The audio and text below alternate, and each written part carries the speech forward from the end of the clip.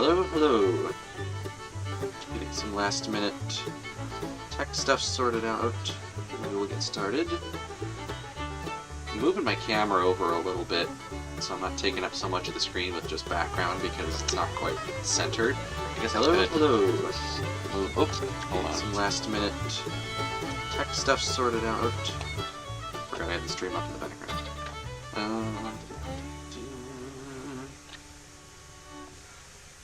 I believe Chessie System is going to be joining us momentarily. But yeah, I'm going to move this over because my camera's not really centered. I mean, I guess I could move it more that way, but then that's going to mess with the lighting, and the lighting's already pretty bad.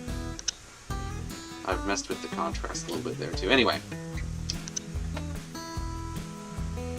Hello! Hi. Can you hear me? Yep, I can hear you. You're a little quiet. Alright. I'll blame my mic for that. Okay. Alright, I guess we'll pick up where we left off. Last time, as I recall, the game had crashed a whole bunch of times. I'm gonna try to just, for this entire stream, just run logging trains back and forth to make a ton of money so we can buy bigger locomotives. That would be awesome, thank you. Yes. Okay, why is this not working? Oh, yes. My car's on a switch that's fouled Uh-oh. in the wrong direction. I have no idea why my cars are in the direction they are, but well, my switch is in the direction it is, but it's fine. Hello, that simulator guy. I don't think Railroader's gonna happen this time. I think we got a few more Railroads Online streams before I get completely fed up with it. Robert, yep, I saw your email. Hello, Chase's Railway Lines.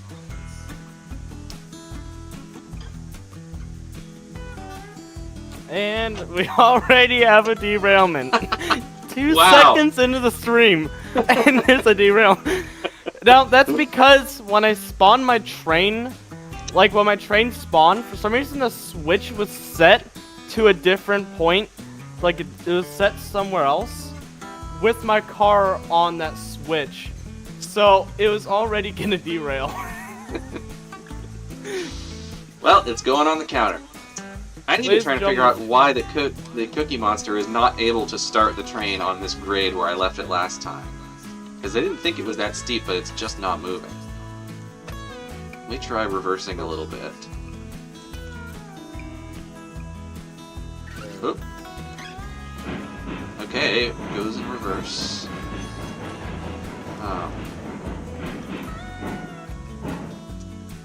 Let's try forward.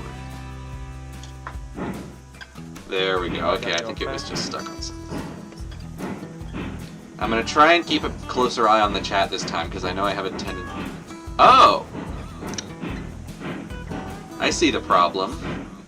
There's a spot here where the track is embedded in the ground.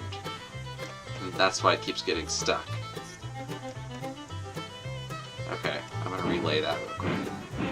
I wonder if that's what kept causing the game to crash. Hello, Glenbrook Productions. Chessie's train was on top of a switch, from what I've been told, and that's why it derailed. Wow, even with only 2 of us, the frame rate's already tanking. And I'm sliding downhill. I'm not having issues at all. Wow, that was perfectly synced.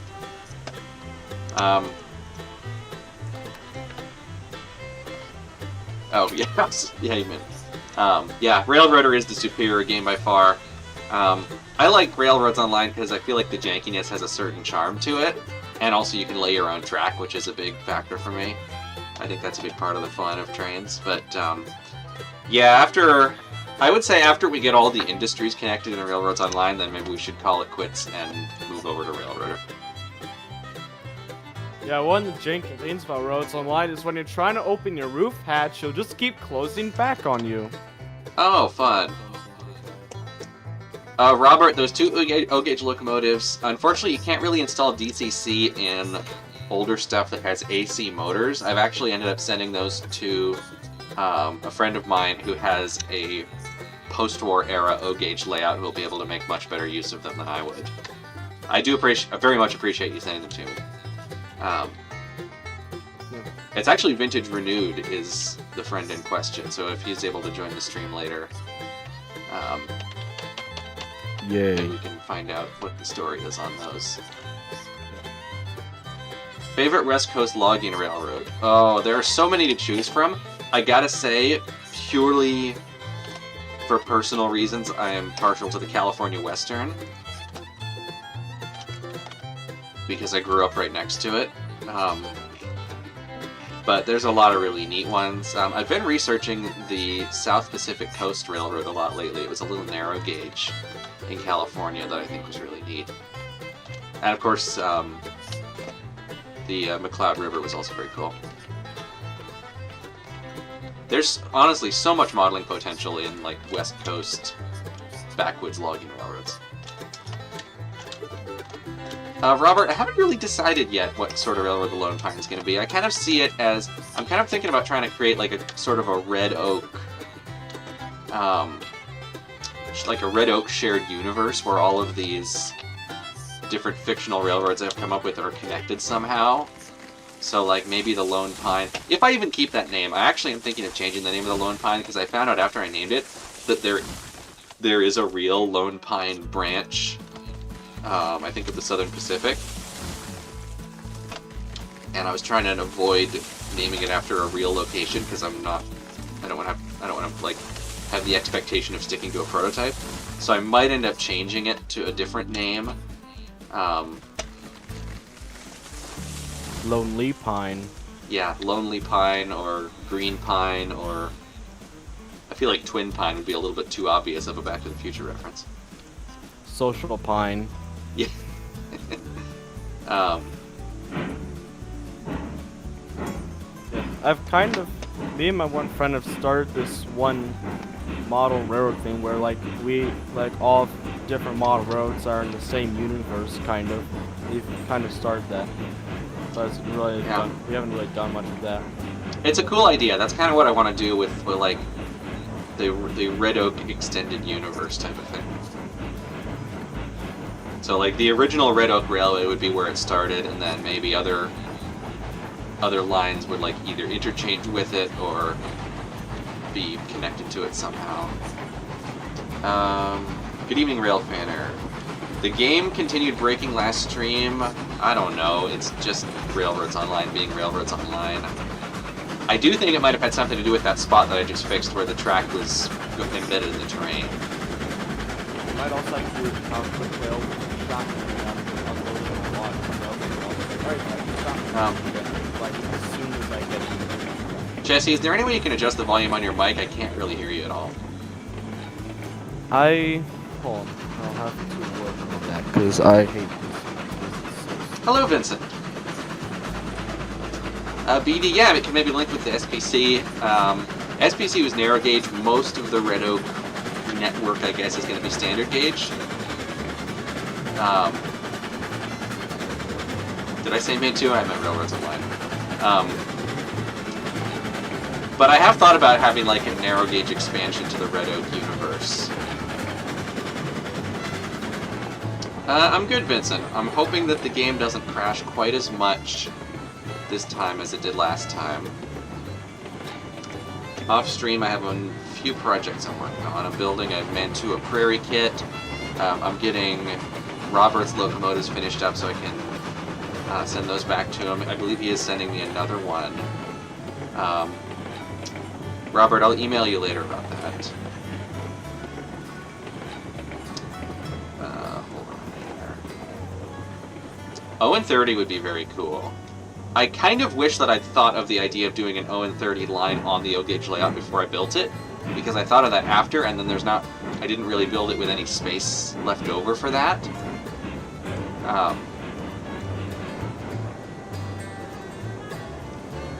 But I kind of wish I had, because it would be really cool to have standard and narrow gauge on one layout. Oh, from the train show video. See, you guys all remember my videos better than I do.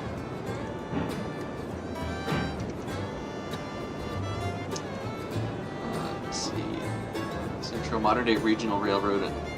Yeah, that's a neat idea. I feel like any model railroad,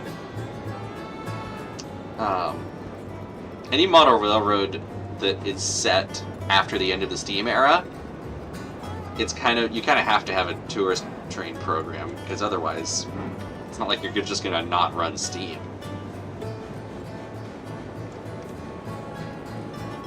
Favorite SPC locomotive? I don't remember the number, but they had a 440 that I think was the same Baldwin catalog model as the Eureka. That one's pretty neat. Well, I tried, but I don't really know what I can do to get this microphone to be louder. So I'm just gonna try to hold up close to my face and hope for the best. Okay, I mean that might help. Also, I totally did not overshoot where I was supposed to unload my logs because I was working on trying to make sure my microphone wasn't quiet.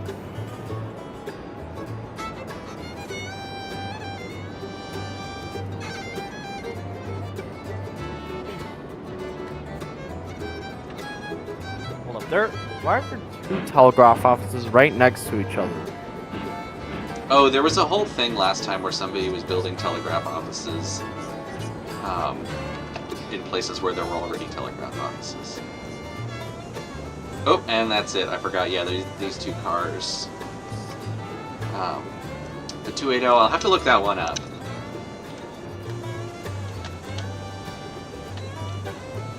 I see a perfect spot for a switch, and no one has put a switch there. That is crazy.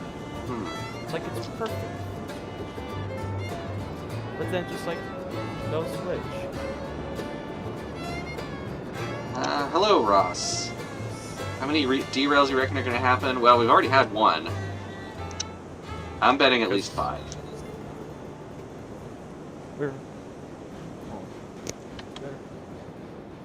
Sorry, I just slammed my dog on my couch thing, whatever I call it. Nope, that's alright. Pets are more than welcome in this street. Yeah, I gotta get him. I love my dog. I gotta get him a cat one of these days. My cat of 15 Cats. years passed away a couple years ago, and I miss him. Oh, that's sad.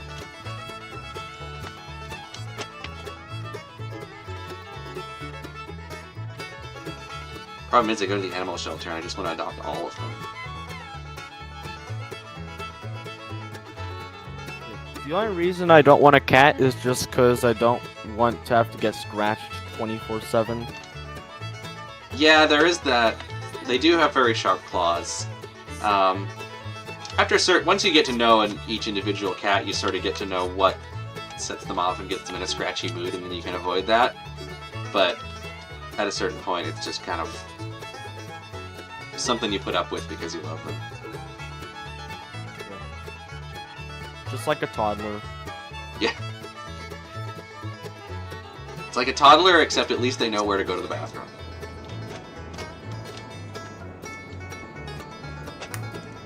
You don't have to have diapers on a cat.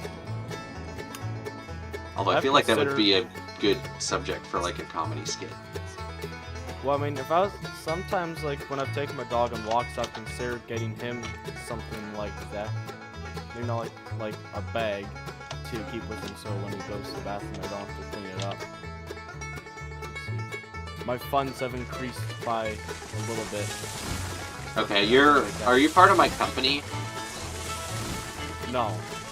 Okay, I think if you're not part of my company, then anytime you unload freight, it goes into your personal money. Yeah. Cool.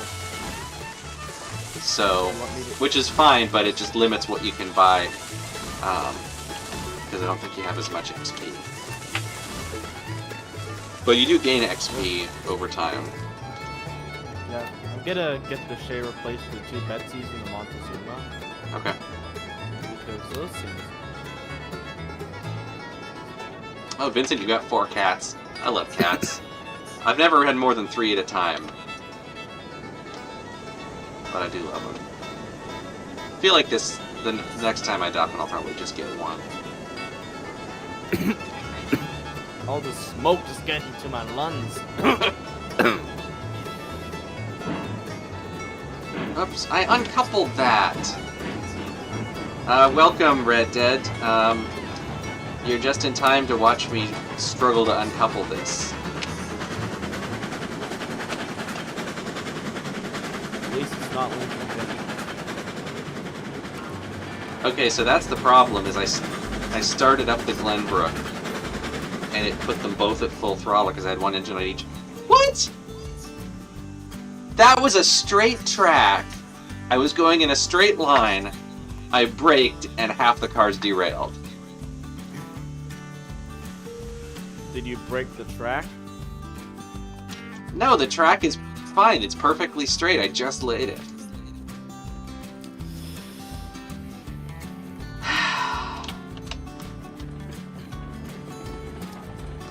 Okay, so...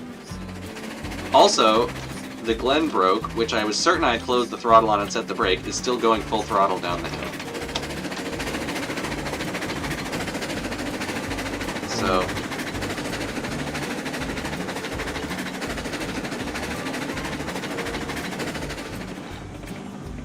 I'm gonna try and very gently couple up the cars that are still rolling down the hill without derailing any more of them. Do you want me to join your company? That way we can get more money, or do you want... Yeah, I think that'd be good, because then we can pool the money.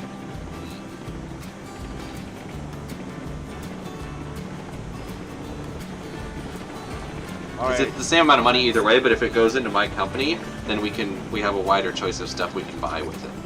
Yeah. Oh, I still can't And then... buy past a certain level.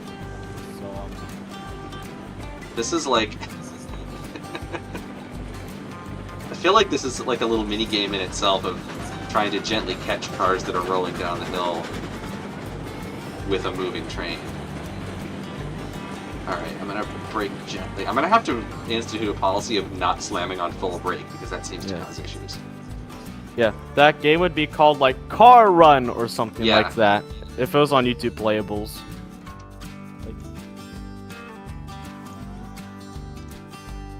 I feel like that should be like an achievement in this game, like successfully catch runaway train cars without derailing them.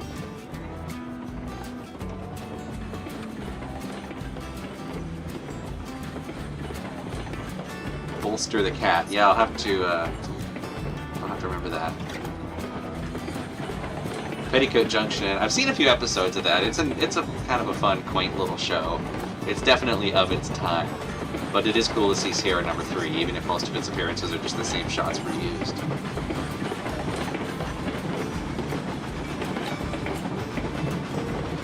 Next Locomotive I buy the first Locomotive I buy will probably be a Heist or a Climax if it's possible.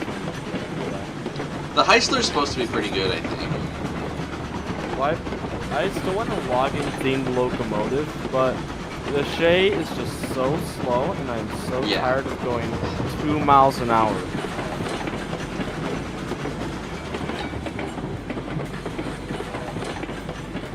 Yeah, the Shay is borderline unusable, it's so slow. Well, actually, maybe you could use this as a helper unit for where you're at. Actually, yeah, that would be a good idea if we could like just keep it at the bottom of the hill.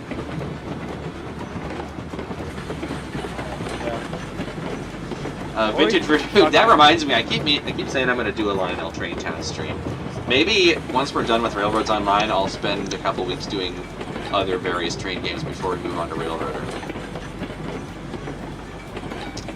Chase, the Mahano 440, the large one, is pretty good. It's pretty much the exact same thing as the Mogul that was sold as IHC. They're pretty solid engines. The only downside is some of them have a motor that's kind of noisy. If you get one of those, it's not too hard to swap it out with a different motor. It's a pretty common size. But yeah, they're pretty much all plastic, but they are decently well built. If you get one with a good motor, they run pretty smooth. Not the strongest pullers, but adequate. Yeah, I like them. I'd say if you can get one for under like $100, go for it.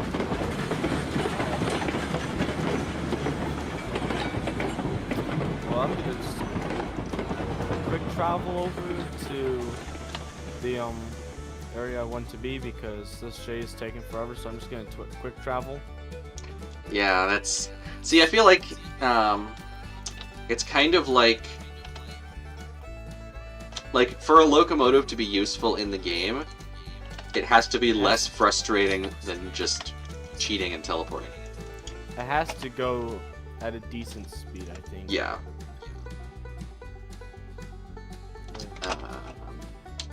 Let me get these cars re-railed and connected up, and then I'll catch up with the chat.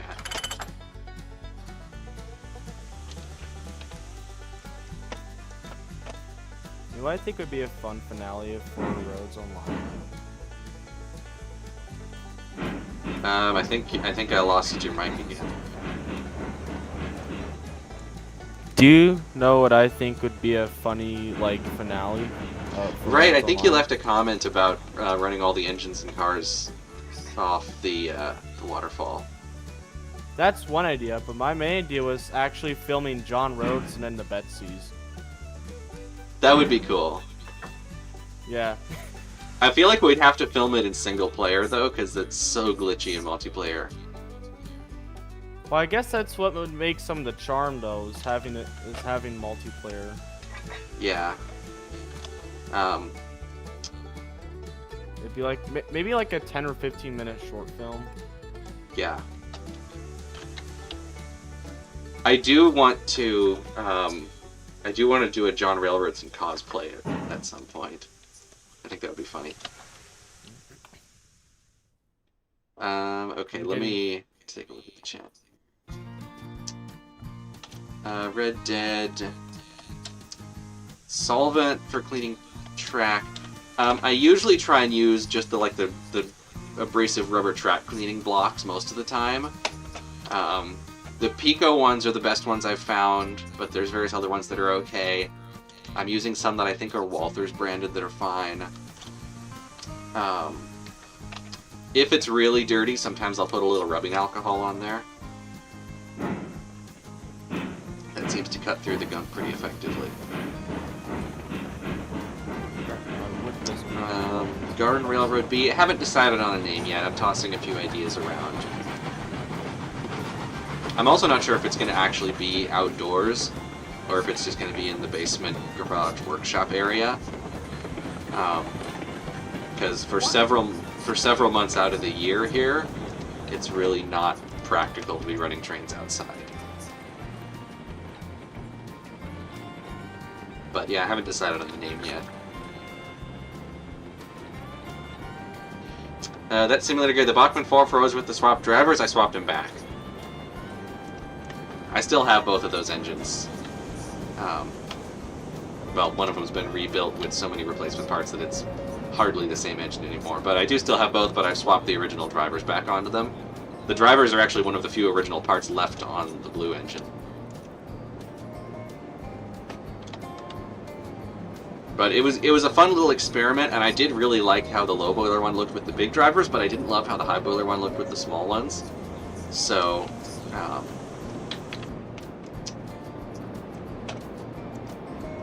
I think I would only do that again if I could find a spare set of large drivers.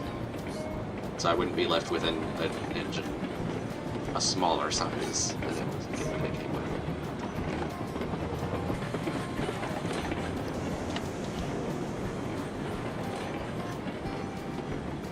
It's crawling its way through.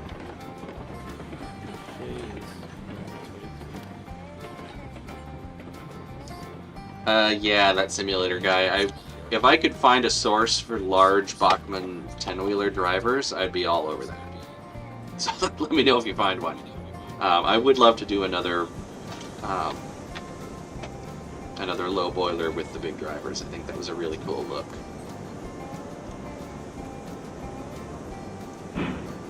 $20 for Proto 2000 diesel is good.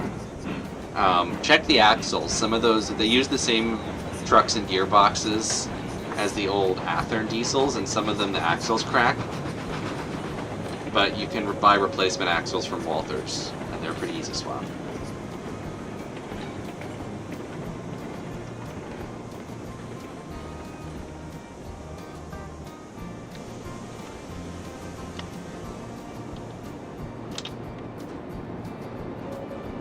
Alright, so I've built a siding here and left those 2 extra loaded cars in it.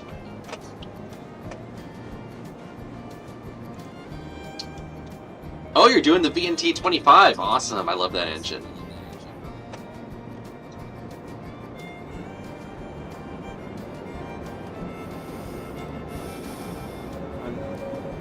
Do I know what my logging consist is? I'm assuming log cars. Well, like for locomotives. Oh, yeah.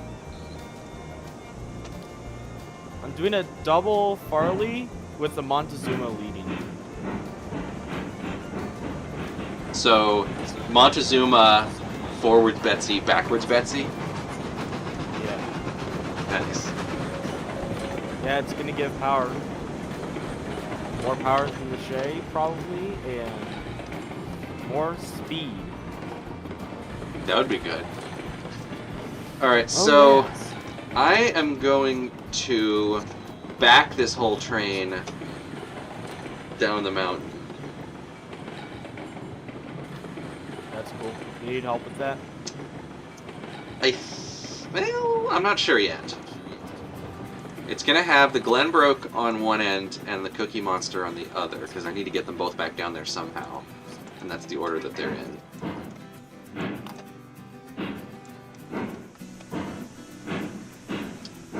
I'm wondering now if it was even worth building a loop at the coal mine in the first place. That simulator guy, Quentin's Model Works might join us at some point, Vintage Renewed might join us at some point, but probably not at the same time because we're, like, the frame rates dropped basically in half with every new person that joins. I don't think it's necessarily dependent on people's computers, I think it's dependent on the, like the server ping rate or whatever it's called. I've tried messing with that to try and get it to work better, but it's just a really buggy system. Okay, why is this going so slow downhill? We should be flying. Yeah, Glenbrook, the knuckle coupler on the huge pilot is really funny, actually. I never really noticed that before. But it doesn't really make any sense because no other knuckle coupler would ever be able to couple to that because the pilot sticks out too far.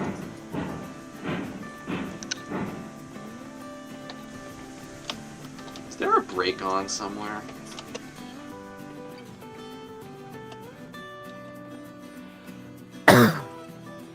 Bless you. Thank you. That was a cough, but thank you. Also, coupling restrictions do not exist. Oh, the brake on the Glenbrook was on. Well, that explains that. Actually, you know what? I'm going to run this train from the Glenbrook. After the braking incident earlier, I feel like maybe that'll give me better control if I'm braking from the bottom of the train instead of the top. Oh, the Shay finally arrived. Oh, nice. I was able to get my entire consist set up, and now the Shay arrives. Actually, perfect timing, actually, because, yeah. Oh my gosh, what is that whistle? Well, Shay. Locomotive, not person. Well, Locomotive, you finally made it. Been waiting for like what? 10 minutes?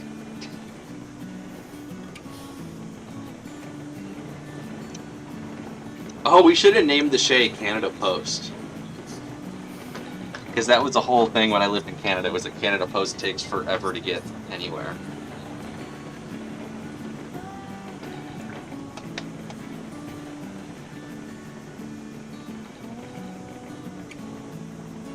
Well, I'm gonna disconnect this Shay from this train because I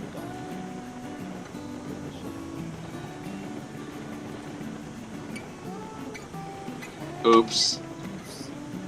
I wasn't even doing anything and it derailed. I was going down the hill at like 10 miles an hour. You were playing roads online. That's why I derailed. That was my mistake. Yes, only true RO players know you're supposed to throw the Shay into the canyon after an hour of use. Yes, Internet Explorer. Oh, that would have been brilliant. You want me to throw the Shay somewhere?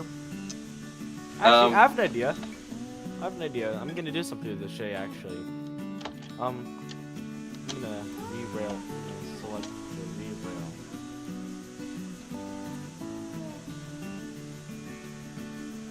Can I, like, re-rail vehicles and, like select re-rail tool, then fly, then, like, I selected the locomotive already.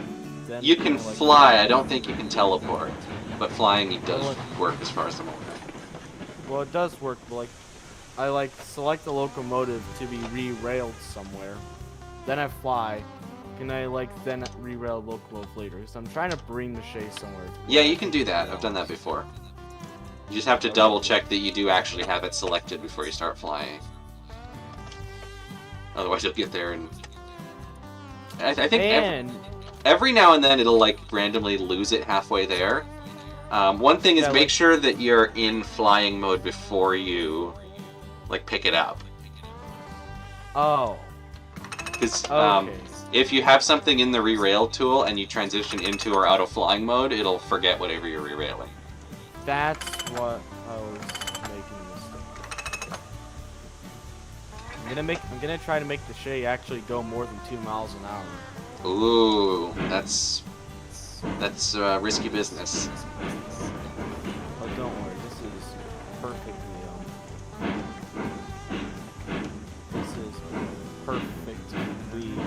organized business. I don't know if you're gonna want to come down and see it, but right now I'm just struggling to get these empty flats down the mountain. Yeah, well, I am purposefully getting the Shay to go fast and hopefully derail at a very particular place that we all may know of.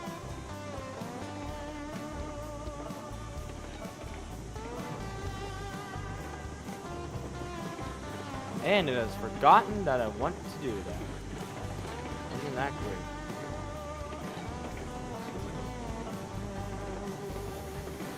You know, one thing I feel like the Shay would be good for is if you want to, like, stand on the pilot and cut trees while the train's moving, because it is slow enough for that. Oh, Chase, you're right. I did forget to update the derail counter. Good, thanks for catching that. I think I've actually had 2 derailments since I forgot to update it. So we are now at 41 derailments. 41 derailments. 3 today. And we've been streaming for like half an hour. Are you trying to apply for the ES&D? I think we're kind of already there, considering I'm currently going over a bridge that has a caboose dumped at the bottom of it.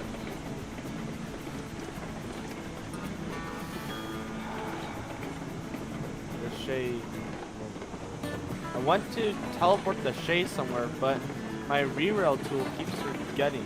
Oh, hello.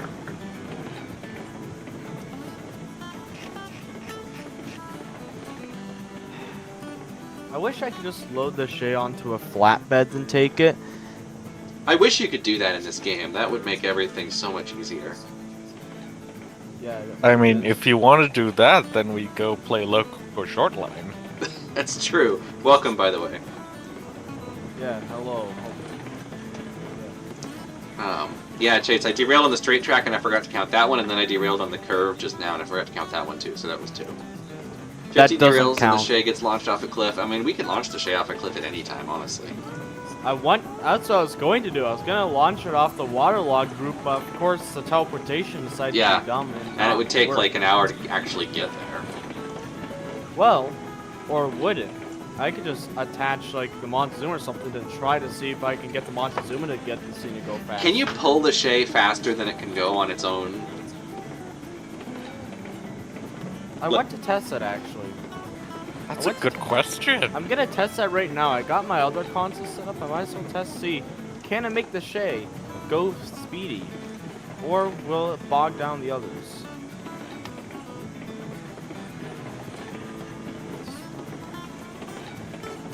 I've wondered about that, but I don't think I've ever gotten around to actually trying. Oh. I've also, if you didn't, next time you check the roundhouse turret, the sheds at the logging zone, I've built an extra track to put locomotives for switching operations. Oh, nice. Oh, well, I have a feeling this concept is going to derail at some point. It's Railroads Online. I'm surprised it hasn't already. Welcome, Crazy Spud. Yeah, geared steam is good for going up steep grades, but Or if you're a logging road, that's like, you yeah, need something though. if you have like really heavy stuff that needs to go a short distance. Wait, Chase, you can stack the Shay on the flat car? We're gonna have to try that. Alright, I've hooked up the Shay to my Montezuma and my two Betsy's. Really go. We may want to try it with something faster than the Zoom. Contrary to its name, it doesn't really zoom. Welcome, I think it Titanic. does, actually. Yes, Bachman did make this in ON30, and they made a blue version as well, but it wasn't quite this blue. Okay, the Shay needs to be sent back. I'm not gonna let him try to bog me down this. Well, Shay, I'm just gonna...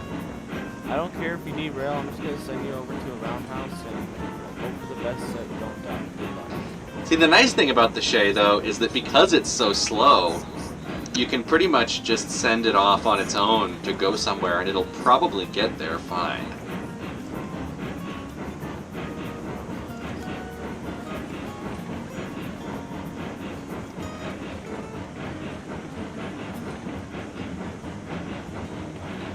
Okay, so I actually did make the Shay go faster than what originally would have.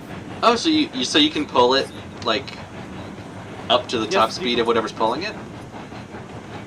I don't know about that, but you can pull it faster, but...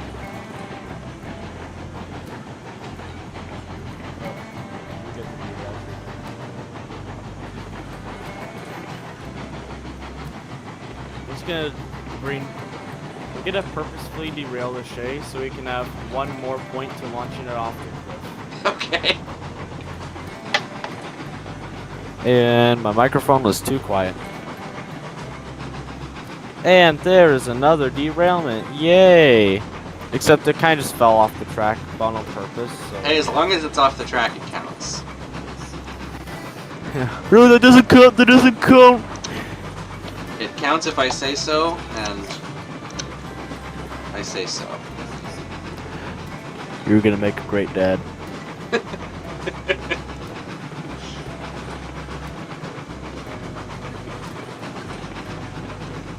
locomotives are wanting to do some stuff. I say. Oh, I almost just derailed my Zuma. Oops. Oh, and once again, I've forgotten to look at chat. I am entering the waterlogged route now, though. Shay with the RPO, yes, that would be the Canada Post train. You know, I think the Shay would play a role in like the John Rhodes and Betsy's. The Shay would be the villain. The Shay would be the villain. Like, they always underestimated my power. They don't know what true power is like. I'll show Yeah. them. The Cookie Monster has to fit in somewhere. I think the Cookie Monster would be like the Ultra Wise engine or something. No, that'd be Betsy. Would be like the Ultra Wise engine. Cookie Monster would be like the powerhouse engine, I guess. Being like Maybe Cookie on the Monster is like the power Han Solo type of character. Yeah. Glenn Broke is kind of just that one idiot that every movie has for some reason. Glenbrook, other I feel like Betsy's- Glenbrook is kind of like the Toe Mater plucky sidekick comic relief. Yeah. The other Betsy is gonna be like the long lost cousin or sibling to Betsy. Maybe like there's a good Betsy and an evil Betsy, and they have to overcome the Yeah. differences and work together. No, no, no, no, no, no, no, no, no, no, no, no, no! Another derailment. My Betsy, my poor locomotive. No, I forgot to set that switch correctly. No. Oh yeah, SMT Mainline is streaming as well. I watched a couple minutes of that before I started the stream. I wish there was a better way to watch 2 streams at once, because sometimes multiple people that I watch are streaming at once, and I feel like I'm letting them down if I don't participate in the chat. I try to participate in the chat in SNT mainline streams, but he just ignores me. He gets a lot of chats. Everyone else. But like sometimes, like I've sent a chat that directly after my chat, he'll like answer someone else's question. Which is just annoying because I don't like missing out and stuff. We all have one friend who's exactly like Mater. I think I am that friend, honestly. What do you mean? Yeah, I know I can adjust the reverser for more speed. Right now, more speed's not really what I need. In the Shay, I think it would still be slower than a Betsy. Yeah, the 042 could be the evil twin.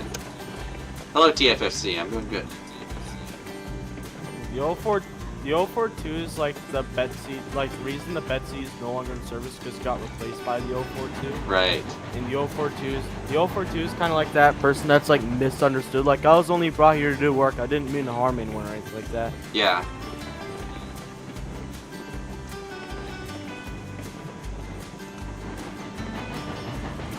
What would the Montezuma be? Montezuma would, I don't know, be like the failed experiment that the world tried to create. I have no idea.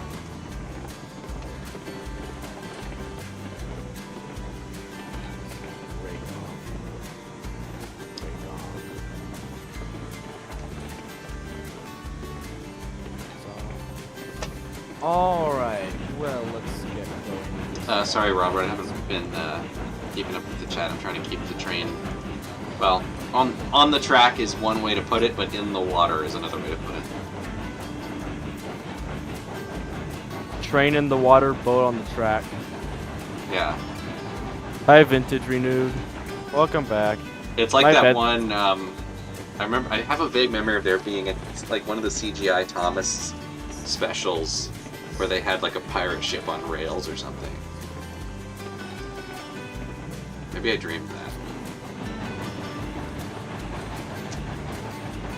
Crazy Spud. Oh, the train picture in the background? That's a framed picture of the General that I found at a train show for $2. I have no idea who the artist was. It seems to be... I think it's like a pencil drawing or something. I'm not sure. It's quite a nice picture. It looks like it was probably drawn off of a photograph.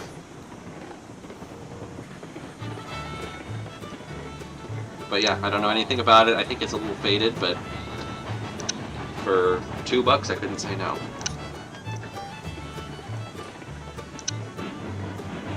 Good deal for $2. Yeah.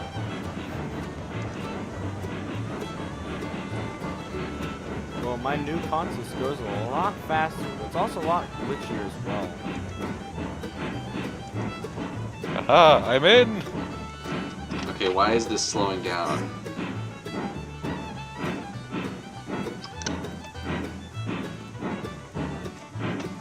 Crazy Spud, Howard Fogg. Actually, let me look at the picture and see if there's like an artist signature anywhere on it.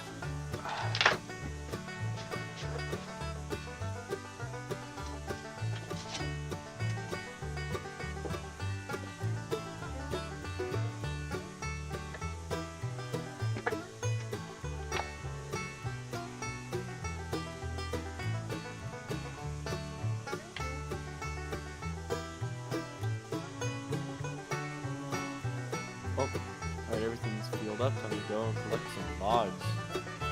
And make some money, yay!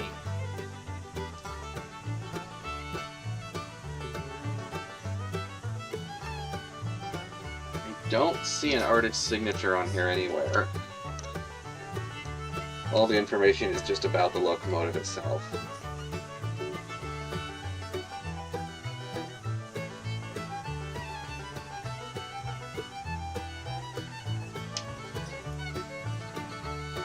Yeah, no idea. I'm pretty sure I have seen this picture pop up in other places. I think it's been around for quite a long time. But, Yeah, it's a nice painting. Or is it a painting? I'm not sure if it's a painting or what, but yeah, I like just having train, especially like 19th century steam decor in the background. And the General's about as iconic as it gets for that. So. I once went to a model road museum, and they had a quote-unquote General locomotive that had nothing of the original General. It was just like a bunch of different like locomotive 440 like stuff like the tender locomotive, but none of it was actually the General.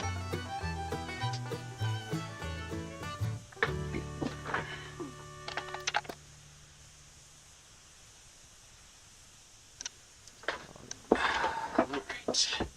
Spirit of St. Louis. Wasn't there also called an airplane called the Spirit of St. Louis?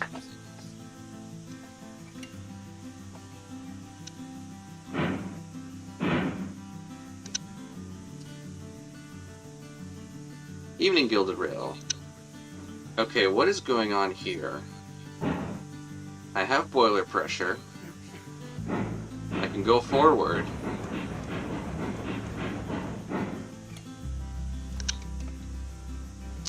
Yeah, Red Dead, I've seen a bunch of John Ott's work. He does some really amazing work.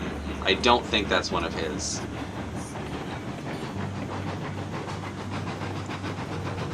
Okay, I don't know why I was stuck.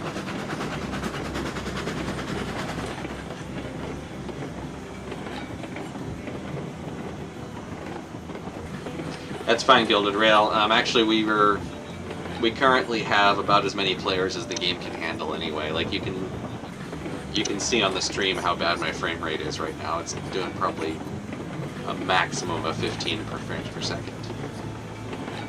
My frames are doing pretty fine. I don't know why yours are. I don't know, maybe it's because I'm the host.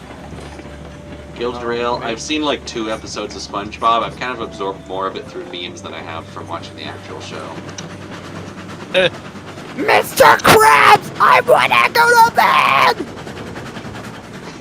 I do frequently quote the, you're good, you're good, you're good, you're good. You're good, you're good, you're good. You need to make that a soundboard effect. Oh, You're I good, absolutely you're do. Oh, how did I not think of that? 100% that needs to be on the soundboard. I know the one that my friends and I always like to is we always do the I like money. I'd like, hello, I'd like money. What inspired you to...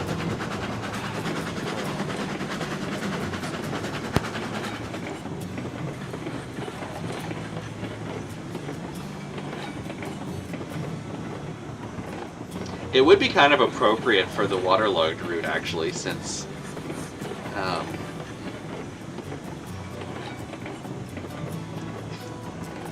Jace, no, I don't look angry when something goes wrong. It's content. That's what I'm here for. It's entertainment. Now, why is Bambalam on the waterlogged route? I don't know, but I think I'm about to crash into it. I'm not allowed to quote stuff because my mom thinks I'm being too loud, so I can't quote stuff.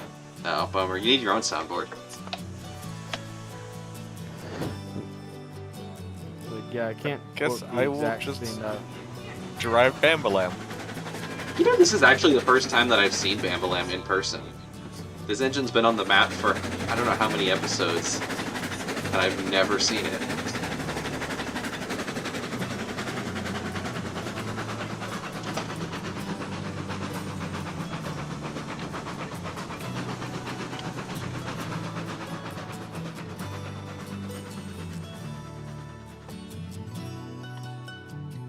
Weirdly, the underwater switch doesn't seem to have given us that much trouble. Crazy Spud, I actually do have the Milwaukee Road on here. The Milwaukee Road. That was the first one I put on there.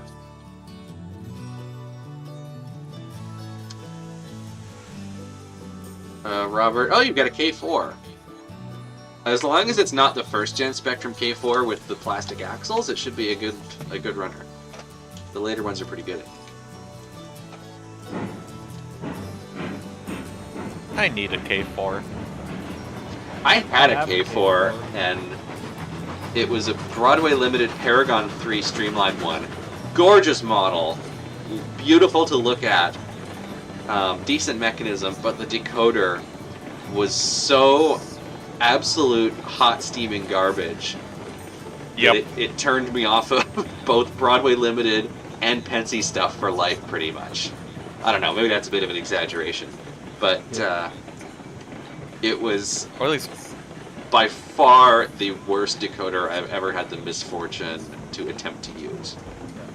I have Or at a least to be more specific, I need a K4 model of 1361. Right. oh yeah, look, get, the 1K4 that gets over glorified.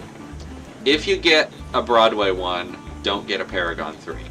That's all I'll say. If I had a Broadway one that wasn't that number, but its decoder was garbage. Okay, I think I may have gone the wrong way because I've somehow ended up at the roller coaster. Or rather, the water slide. The only reason to explain why I need the one that you stated is over glorified. Everything I get has to be preserved, which means I only have two options: either the one that's getting restored to run, or 3750.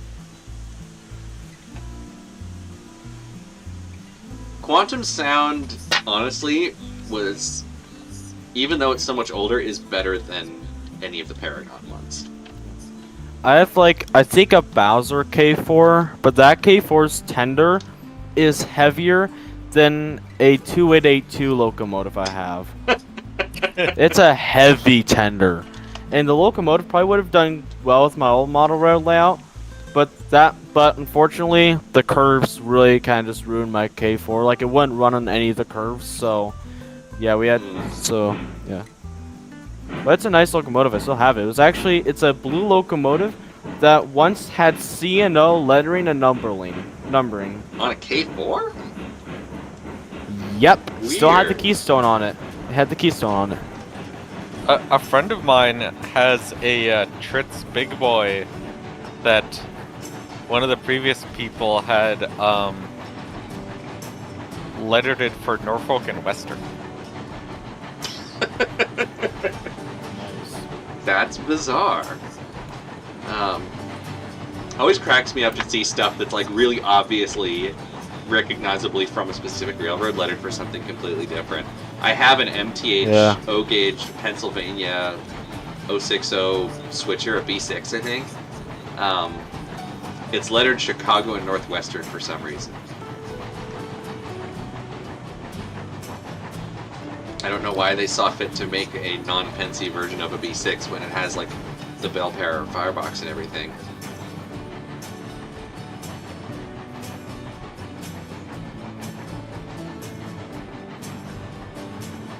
I think I'm probably going to sell that one to Ricardo because I don't want to use it much.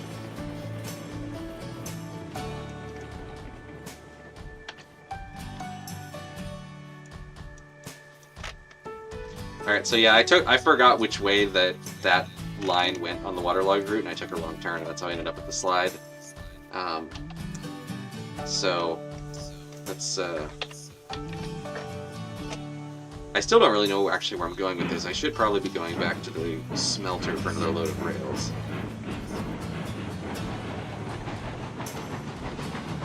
But I'm just kind of wandering.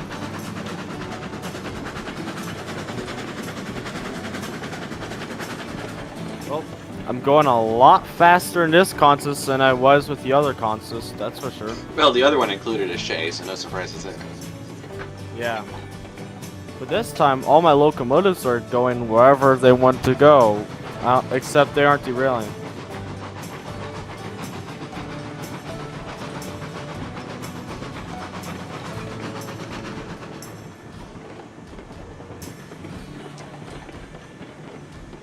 Gilded Rail, we are going to get a colony when we have the money.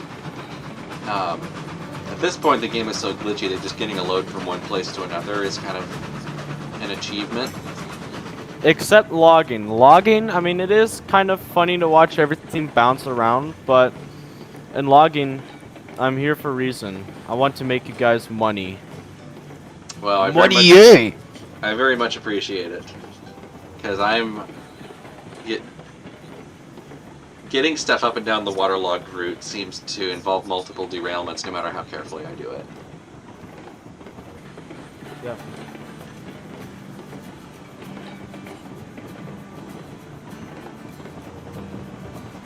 And we're about to go over an extremely long bridge that I don't remember building, so somebody else must have built that. I've lost track of who built what on this railroad. You're on my part of the alignment. Ah. I feel like this bridge needs a name. This was the way that I had to get us up there without having absurd grades. Right.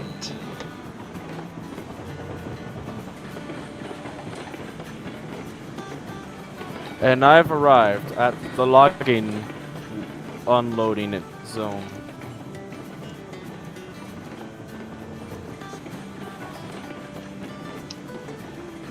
Bowser F3 AB pair with bright blue and silver, Santa Fe. A matching Sierra Railway short combine. So the Sierra Railway short combine was also painted in blue and silver? Matching F units? Okay.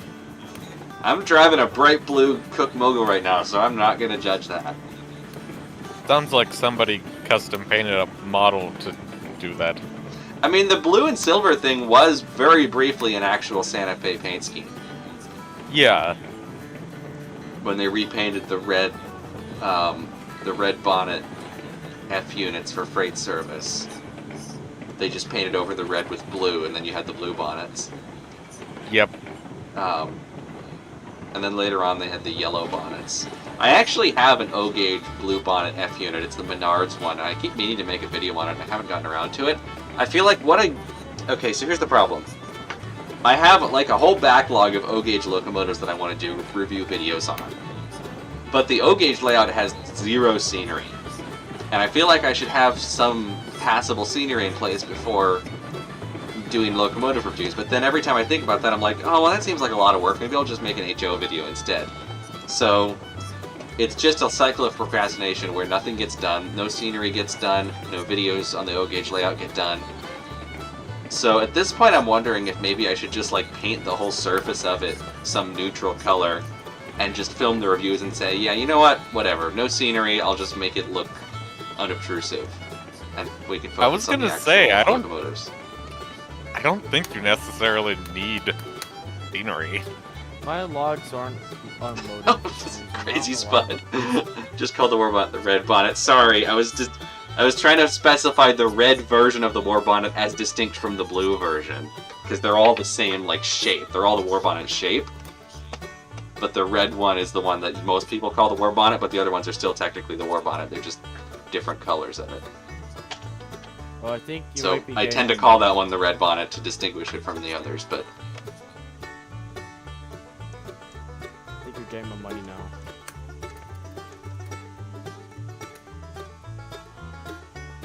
Where are we taking the steak flats?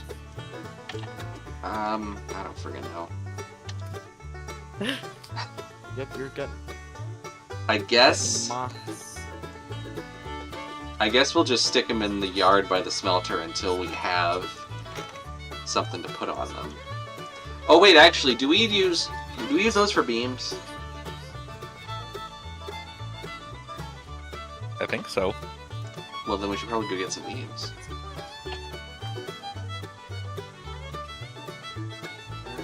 Oh, blue and silver, a bright shiny blue over the entire thing, and then oh, so not the actual Santa Fe blue and silver. Huh. So it's basically the F unit version of the Cookie Monster. Red Dead, I would love to get into G-Scale live Steam, but the amount that it costs is nowhere near within reach for me right now. I have run live Steam engines before. I ran my friend Terry's live Steam engines when I lived in Canada, and I did a few videos on his channel. And it was really fun, and then I also got to run one at a train show a couple years back. But yeah, live Steam, especially with radio control, is super fun. You're lined up. Where am I lined it up to? You said you wanted to get beams. Oh, right, okay. So we have us lined so that Oh, we can start thank heading you. up the grade to get beams. I'm going forward, right? Yes. Okay. Do some actual railroad operation. Ooh, weird, trippy double whistle. That is weird. I have a triple whistle. Did you steal the Colorado Midlands cocaine, snort it, and build the railroad? That's what that stuff was. I was using it for ballast. Snow. I was just... I don't know. Crazy Spud, the 3-point turnout is because there's a bug in the game that's causing stuff to derail every time it goes over the regular turnout, so we're replacing them all with the 3-way ones, and that seems to solve the problem. I don't know why, but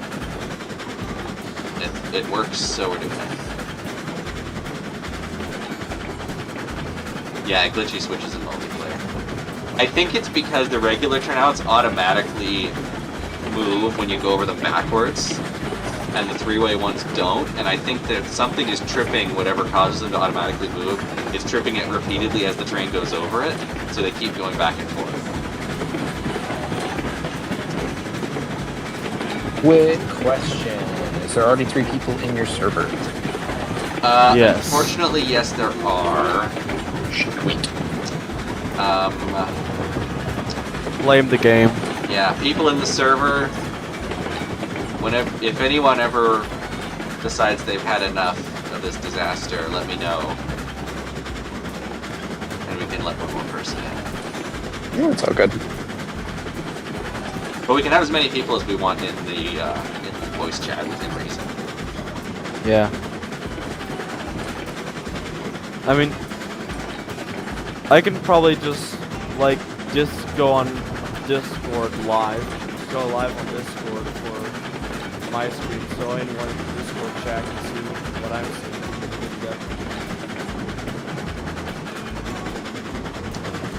Live Steam. Somebody made a functioning live Steam engine in 1 to 480 scale? Holy cow! How is that even possible? Like, you would think What scale is that? 1 to 480. I don't think it is an established, unless that's what T scale is. I don't remember. But I don't understand how that would even work, because like a drop of water would completely clog the pipe. T-scale live Steam? I'm gonna have to look that up later, because that is... If T-scale is nearly microscopic, Yeah. I don't think you can make a boiler in T-scale. I'd seen like the Hornby 00 scale live steam engine, and even that was pretty janky. I really want some of those Hornby Live Steam. And But at there's the same another time, it derail. Another It derail? uses this Another derail. special. For some reason, my switch that was a 3-point was for some reason lined the wrong way. Oh. Yeah, that is the downside of the 3-ways. You do actually have to switch them. Okay, well, I predicted earlier that we would get at least 5 derails, and that was our 6th one, so... What? Oh, oops, that was me. I had gotten it lined for us. You're coming my way. have we gone through it yet? No, we're heading that way. I was getting the stuff set ahead of us. Oh. Oh, my coupler's snapped. Oh boy, my coupler is completely broken. Welcome to Discord.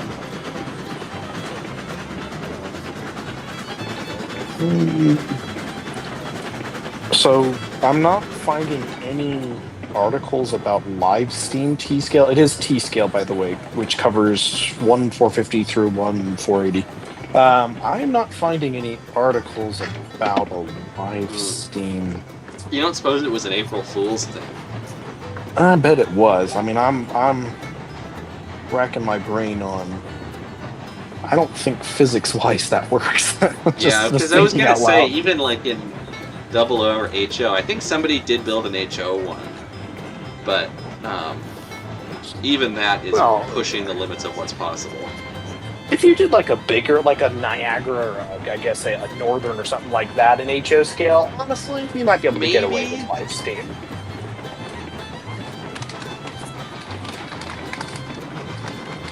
Nice. Maybe aim at Texas. star.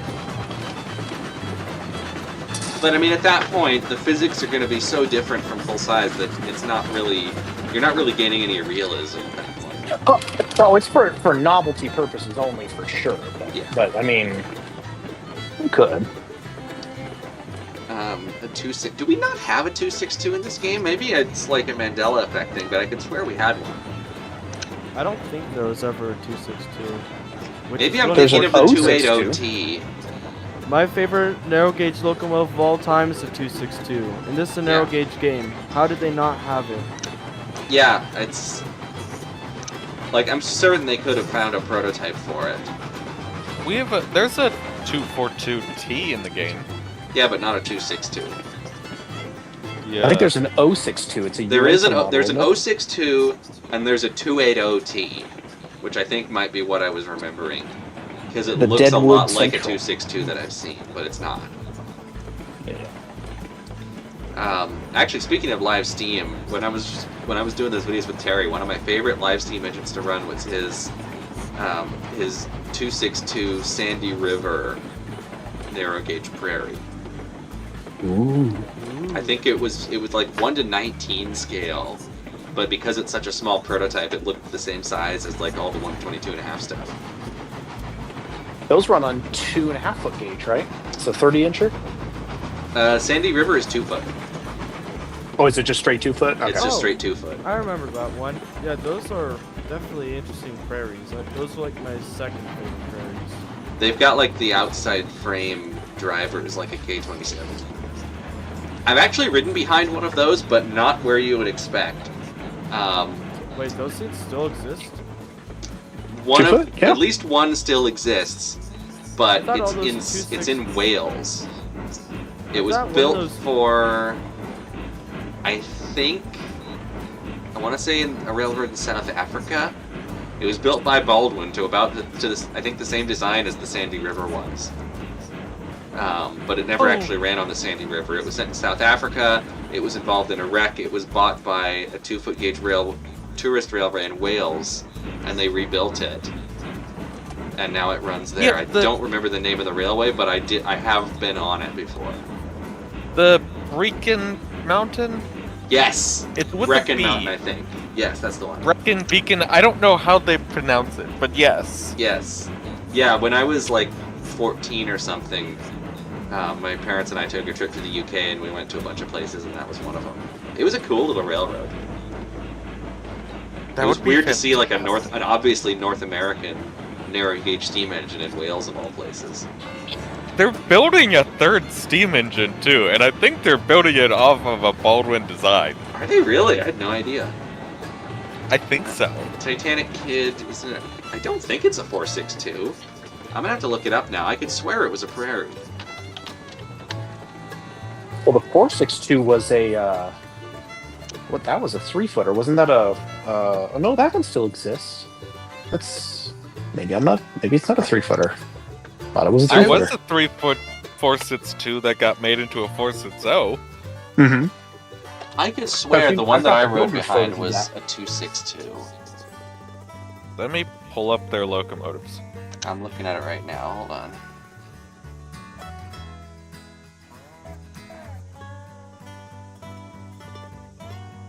Okay, number 1 was built as a 260 and was later converted to a 262. I'm not sure if that was the one. I feel like the one that I rode behind was... I think it was number... Yeah, it was number 2. By golly, it is a 462. Wait a minute. Let me look at the pictures here, because... Okay, well, speaking of Mandela effect, I've lived all these years believing this was a Prairie, and it is actually a narrow gauge Pacific, so I stand corrected. Wait, a 2 foot gauge Pacific. Yes. Built by Baldwin in 1930 for a cement company in South Africa, In 1973, it ran away driverless, derailed, and was wrecked. It was treated as a write-off by the insurance and was purchased by the Brecon Mountain Railway as salvage, shipped back to the UK, rebuilt, and it's currently in service. It's a 2-foot gauge Baldwin 462 in Wales. Got any photos to send to the group And chat? if you look at their website too, so the third locomotive, they're building it right now. They're building a Baldwin 40.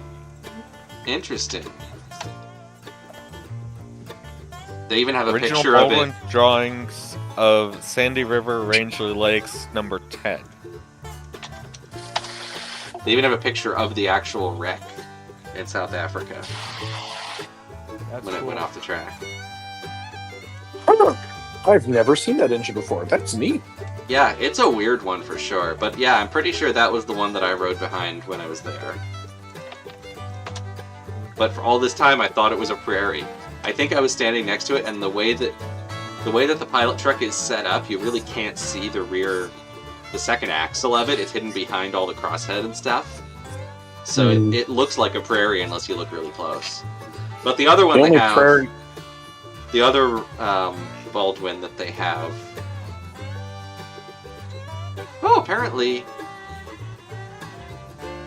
they were at one point trying to build a new Sandy River 262, but then they decided to do the Forney instead. You know where it'd be cool to run that Pacific? The J&L. Where's that? The J&L at the Youngstown Steel Heritage has the J&L. What is Oh. the gauge of the J&L? 2-foot gauge. I thought it was 2 2 foot. foot. That's the one with that with the brick-shaped Iron locomotive, ingot. right? The brick locomotive. Yeah, I love that one. So yeah, there is a 262 on the Brecon Mountain, but it's not the one that I rode. I'll put a picture of that in the group chat as well. It looks very similar.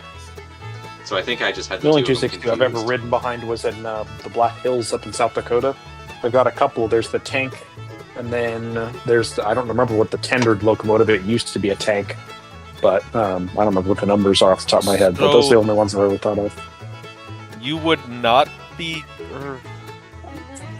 No, you would... I don't think you'd be able to have that Sandy River Pacific on the... I don't think you could have it on the J&L. Yeah, due to this thing called curves. Yeah, curves So- and probably clearances as well. It looks really wide. For the sake of this stream, let me see if I can figure out how to share my browser window. It's pretty. Those are both pretty locomotives. Really, really nice. Well, apparent... Let me... The I don't- cap stack on that prairie is gorgeous. It is super cool. Because it says that the Brecon is 1 foot 11 3/4, which is like a 1/4 inch smaller than. Well, it might work on. We just call it more lateral play. It's fine. Don't worry about it. What they're trying to do is they're trying not to deal with the FRA. They don't want to have to deal with the FRA's stupidity, so they try to make it as close to 2-foot gauge as possible without actually making it 2-foot gauge. All right. Well, the Brecon doesn't have to deal with the That's in FRA. Europe. J&L is 24 inch, whereas the Brecon is like a 1/4 inch under 24. I doubt that would make a difference. I don't. Might not, but I don't know for sure.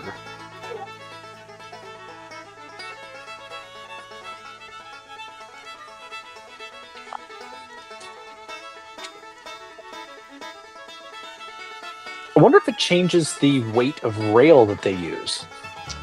Oh, possibly.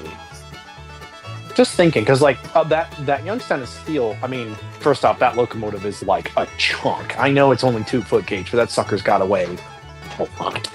Yeah. That thing can But- carry... I'm wondering if that rail, because I've seen the rail. I want to say it's dang near like it's dang near a full size rail, if not it's at minimum like a larger weight or a higher weight for like a 3-foot style rail. It's pretty close to that profile. I'm wondering if that's slightly under the 2 foot that the rail profile is smaller. Maybe. So this is the actual 262. That's was originally built as a mogul and was then converted to a prairie. I think that's the one that I was thinking of when I thought the other one was a 262.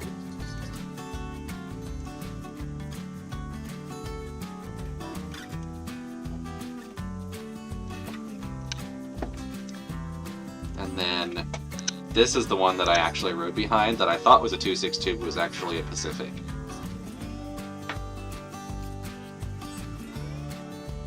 I think I'm gonna start liking 2-foot gauge more than 3-foot gauge, just because there's a Pacific and a Prairie. 2-foot gauge is cool. I wish there was an easier way to model it. There is. What do you HO130 has, I believe HO130 is 2.5-foot gauge, but It is. I mean, so it's close. 0-30, but I guess you could do that. I'm surprised they haven't made more 2-foot gauge prototypes. In 30 actually, it's as close to it as 3-foot gauge is. Yep.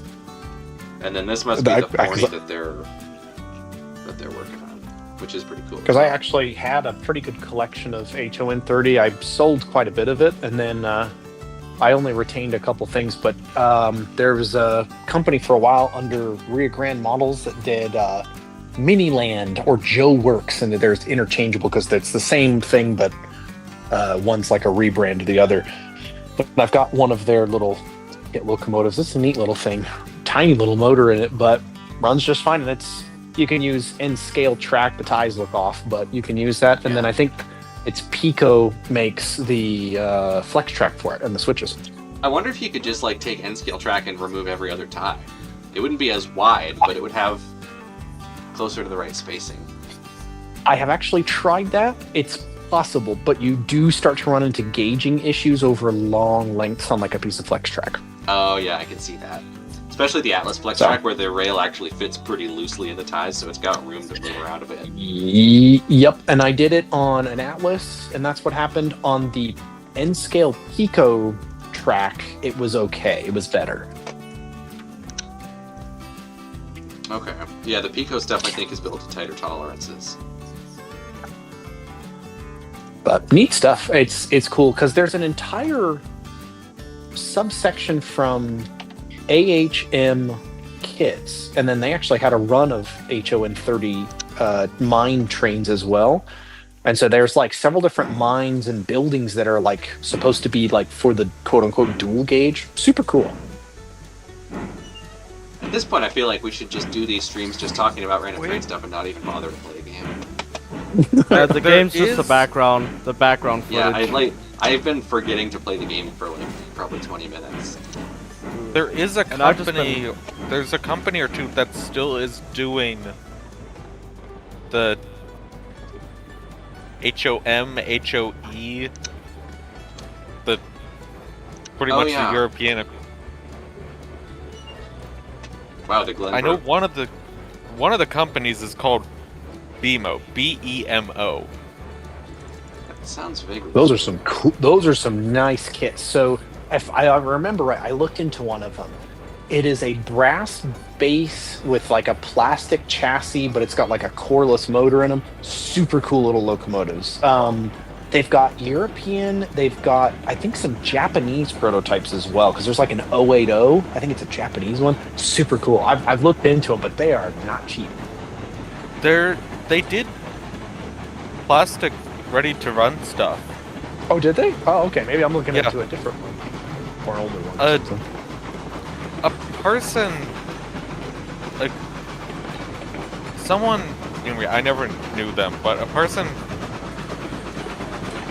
near me had this like kit built up layout using that narrow gauge stuff, and I mean it had like overhead wires and the whole thing. So here's something. And it was in my garage for a while because a friend was saying, "Oh yeah, I'm gonna keep it," and then he decided not to. So eventually, we just gave away the layout at most of the trains. But I held on to one of the trains because I thought it was cool. Have any of you run across something called Toma Model Works? Say that one more time. Toma Model Works, Toma. Never heard of it. Yeah, they have like the porters and stuff, don't they? They have a Forney, they have a 2-foot gauge mogul. This is all HON 30 stuff. It looks like they made a Shay at one point too. But I'm pretty sure these are... They have their own drive mechanism, and then it's everything else on top of that is resin printed. Yeah, I looked into one of their porter kits because they have an HON 3 and an HON 31. Right, yeah. Looks interesting. I'm not sure what currency this price is. The ones I were looking at were direct from Japan, direct from South Korea, one of the two. The other HON 30 that's a large manufacturer is Mini Trains, and I don't remember where they're based, but all of their prototypes are, or most of their prototypes are the American I thought they shut two-footers. down. Mini Trains? Yeah. Maybe I'm thinking of somebody else. Is it Mini Trains, or have I misremembered the name of who they are? Mini Trains was definitely a thing. Well, because I know AHM had the Mini Trains line. These are pretty neat.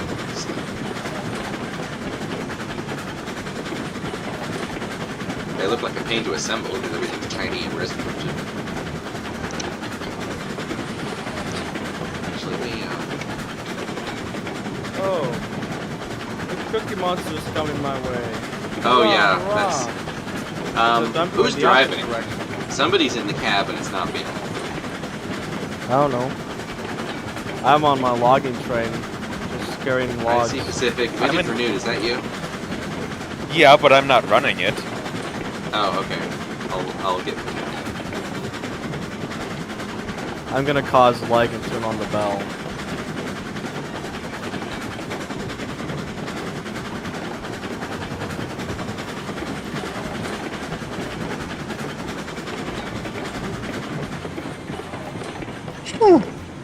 Maybe they did go out of business. I swear, I was just looking at that. Oh no, here we go. This is Europe. And I pulled up the European site.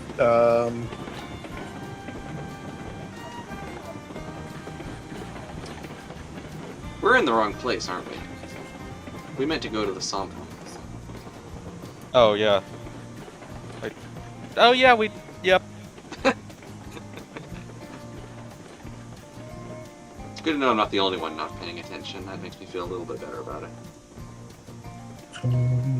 Should we can back just go up there, around or the should we loop. go around the loop? Let's just back up. Okay. Oh wait, That I was a can very, change. I could adjust the switches so that we go to the right spot. yeah. If you want to do that, because I've confused myself. I'll do this. I'll put this in the group chat. I mean, if y'all are okay with a European site, this is Mini Trains. I think I just found it.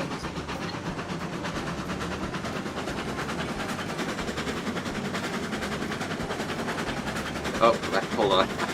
Let me switch the screen back to the...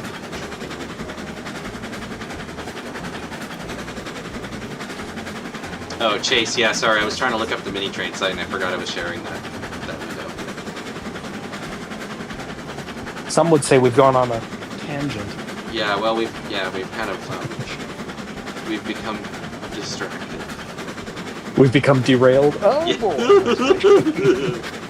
Ooh, they have a trench engine, that's kind of neat. Limes. When I get a high- Limes. They have a little Porter saddle tank that's like Betsy, but it's an 060. I actually really like that little thing. That is pretty cool. Can you check how much the heist will cost? Because I'm just curious. If you're able to. Oops. That turns on the bell, apparently. Okay, Heisler. 5650.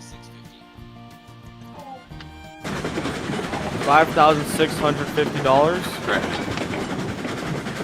You actually have enough money. Just enough. If you went to buy Heisler. Because I can't. I'm not allowed to buy Heisler for some reason. I suppose we Says could. If we do though, one thing I want to do is I want to buy more logging cars. That way I could get even more money with more logs. Yeah. Good night, Red Dead. Night Red Dead.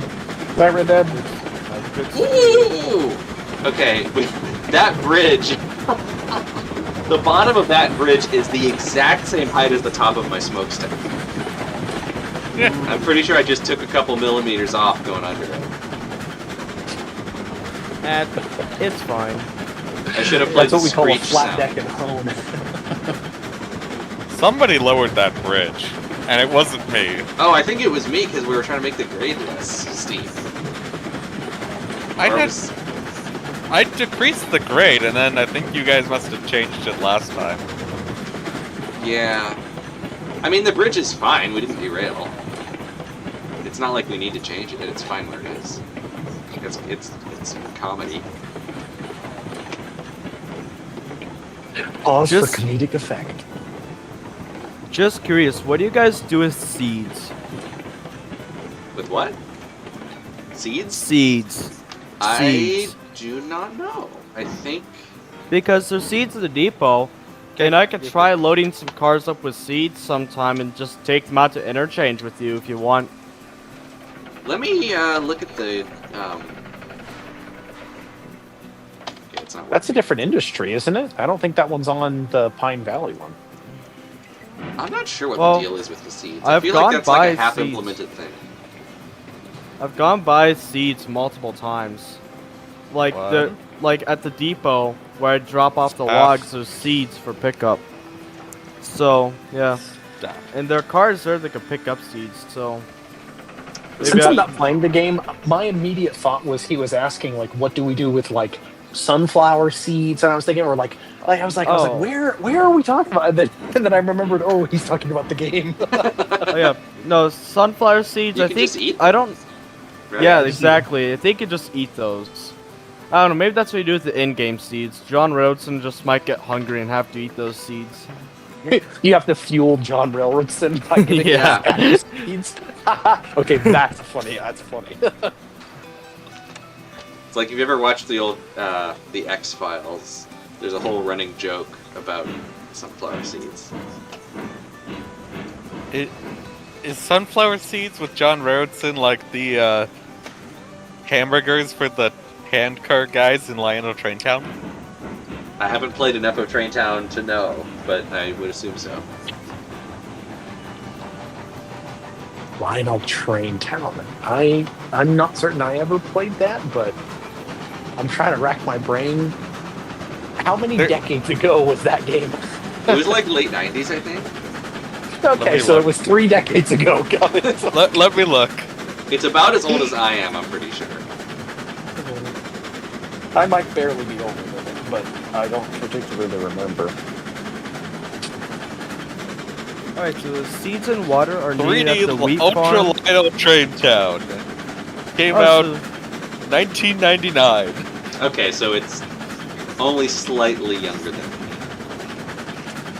It's a significant amount younger than me. Yeah. Well, actually, it's older than me. So yeah, but the seeds are basically cattle stuff. They have to do with cattle and stuff like that. Someone in the group chat sent an image. Right, because some of the Not maps even. have like a cattle farm industry, don't they? Yeah, I think all maps probably would. Whoa! The seeds are gonna show up in this map. What? Time to update the counter. We've got the whole Oh. train going down like dominoes. Hold on, I'm sorry about that. I was just doing my stuff. Hold on, I went to see the derailment. I went to see the derailment. I'm like right there. I'm like right in front of you. I went to see the derailment. I went to see the derailment. Stop trees. Anyways, these trees. Oh boy, that's a spicy one. Yeah.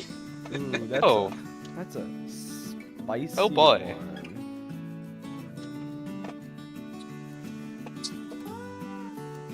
There, I love spamming. There we go. Yeah, this is why you pay your taxes, kids. Well, that wasn't even really an infrastructure issue. That was just me running into a switch the wrong way. Because I forgot that they don't Yeah. auto do the thing. Yeah, this isn't railroader. This is hard mode. This isn't. Oh, that's a wreck. Yeah, just. How did that accordion like that? What the heck? The switch was set the wrong way. Engine did a skateboard trick, and blocked the track, and everything else just sort of piled up into it. Well, for me, the switch was set the right way, but not for you. Yeah, I didn't realize you were using that switch. I thought they were all lined. You didn't see the sign that clearly said it was his switch? I'm just kidding. No. Oh, I don't Oh, read thank- signs. Thank you for the suggestion. Well, that I sign was can't stop me elected because to I can't lead, read. not- Exactly. So we've got exactly one flat car that stayed on the track. So I'm going to back up the Glenbrook with that. You know, off topic, but it is actually really useful to have a locomotive at each end of the train. Good point. I might. Well, the thing is, so you're probably gonna have to have 2 people operating that, but I don't know. It seems to be working okay. I think whatever was broken about the thing that keeps them in sync has fixed itself. Well, my locomotives are at the front of the train, and I'm going 2 miles an hour.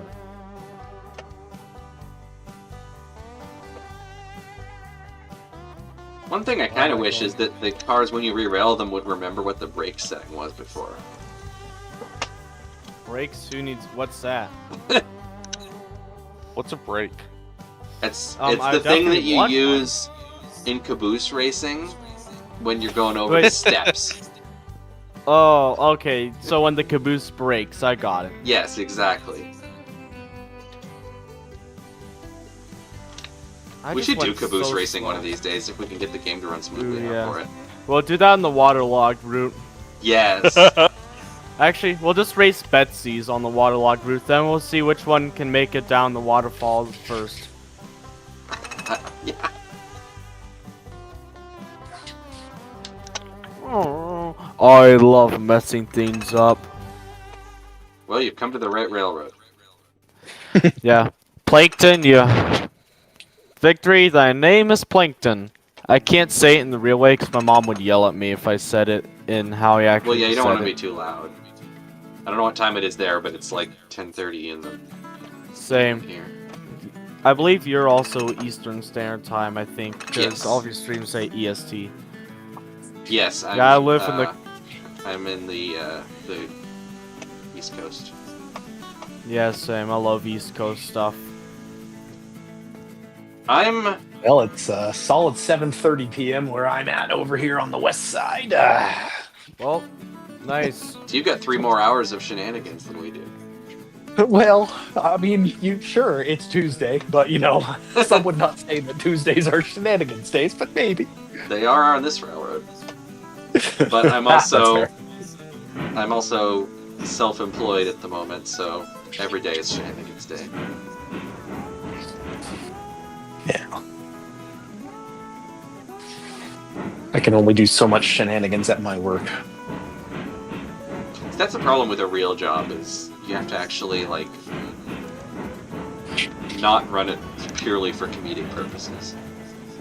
Yeah. Don't get me wrong, do I occasionally, just for the giggles, absolutely do something? 100%, but it's very rare. I think it really depends on where you work. I've worked at 2 hobby shops.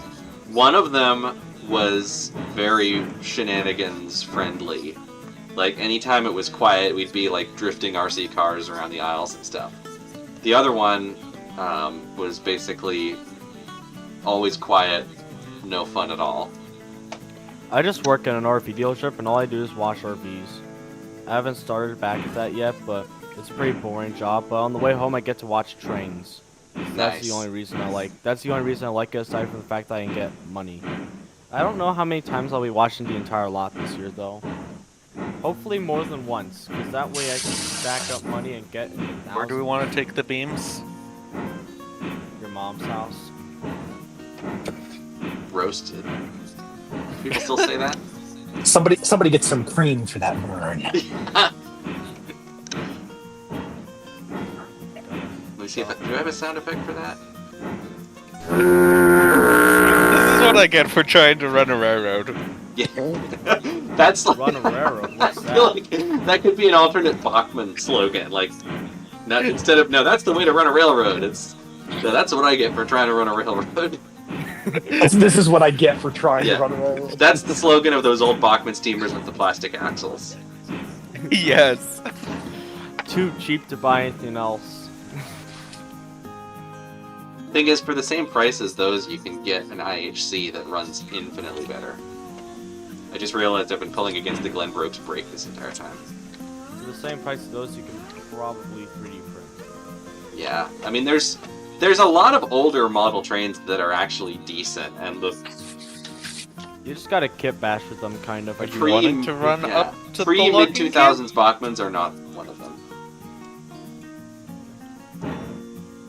I have like I have some 1980s Rivarossi stuff. Yeah, I mean, the old Rivarossi was actually pretty good for the time. Oh, those Yeah, old but- motors with the ball bearings are bulletproof. I've had I a have couple a- of them smoked on me, but if you get I one have- that isn't already at the end of its rope, you're The decent. issues that I have with my art Rivarossis, the issues I have with them are just that one's a 2880 for the B&O and EL3, I believe, and the other one is a Pennsylvania Road HH1. But those use the exact same boiler and cab and stuff like that. The only difference is slightly different paint, and the B&O has a Vanderbilt tender. But yeah, that's the only issue I have with them. That they're just the exact same. Except, like, just unscrew the rear filling truck. Yep. And those are based off of a model that I think they made for the Y6B, which isn't Yeah. really a Y6B. It's somewhere in between a Y3 and a Y6, but 1980s locomotive companies love to get things Yeah. wrong. Yeah, it's like, oh, how much accuracy did you want? Well, train is train. I mean, the wheels are round. That's how They- accurate they are. the kids aren't gonna care. The wheels on yours are round? Oh, I got bicycle wheels on mine. Square. We realize the square ones don't work as good. Yeah. They're bumpy at low So, speeds. funny story, there actually was at one point, and I think this might have been an insurance scam akin to the Holman horror. But there was a locomotive that was tried where somebody had the brilliant idea that a wheel that was actually, instead of a smooth curve, the tread was a bunch of flat spots. They thought that would give you better traction because technically it would have a larger contact surface. I'm pretty sure whoever came up with this was not actually very knowledgeable about engineering things. They But can the have the locomotive was called 128 sides Onward. if memory serves. I believe it was a 422. Yep. It rode extremely rough, and in pretty short order, it smoothed out the drive wheel to a curve anyway. And it was shortly rebuilt into a normal 440. Okay, I'm Yep, stalled I've on got this the grade. full somewhere. It kind of feels like both of these locomotives are really having a hard time with this train, and I don't know why. There's got to be a break on somewhere that I don't know about, because I'm at full reg on both locomotives on what doesn't seem like that heavy of a train, and it's just not moving. Do they have no pressure? No, they've got pressure. I checked both of them. Well, I'm just gonna wait here for you guys to clear, and I'm gonna move forward a little bit, but since you Chamber guys brakes are not gonna on. be, there's just a lonely Betsy. You know what? I think I'm gonna put that Betsy to use. I'm gonna see if that Betsy has any fuel in it. 'Cause I think I'm gonna add that bit too. I'm actually rolling back down the hill.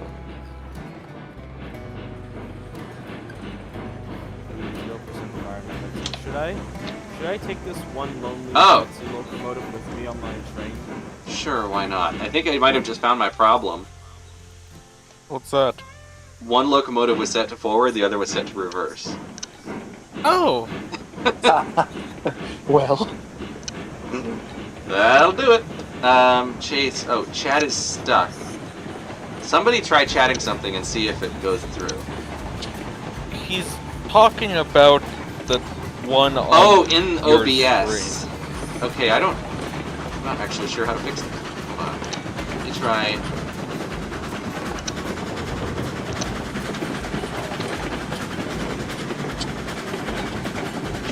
Just reload. Okay, I think that worked.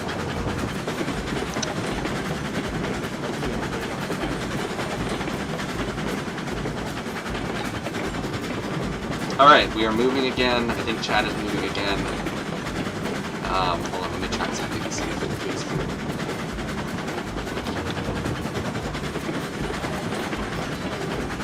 Okay, that wasn't Yes. My viewing system works. Oh hey guys.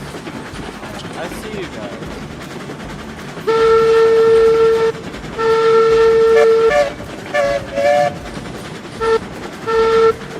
Yay.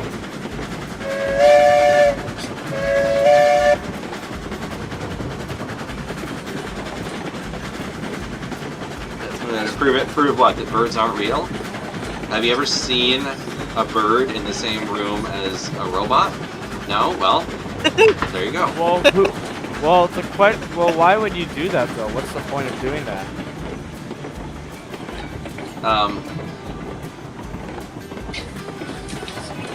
That's classified. What's nice about my consoles is now it doesn't matter which direction I'm running it, because I don't have to like turn it around at all. How did I end up back at the logging camp? I I don't want know. to go Because here. that's the way you went. Yeah, you. I said really that gotta you- start paying attention to what I'm doing. And then I tried asking, are we trying to go to logging? Oh, and I was I tried distracted. asking where you... No, I tried asking where we were going, and that's when I got burned. You have caused confusion and delay. You have caused confusion and delay. I think this calls for a Clarkson!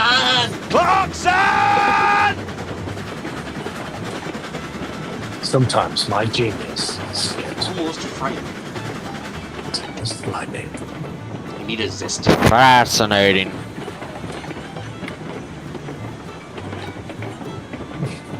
Sometimes The I can't railroad even seems to tell. have an problem. Sometimes I can't even tell I'm going like more than 10 miles an hour because like everything's just bouncing everywhere. Yeah. Oh, I didn't say they weren't real objects, I just said they weren't real birds. Vsauce music intensifies. Exactly. Hey guys, Vsauce here. Hey Vsauce, Michael here. I saw an edit Your Montezuma is very safe. Or is it?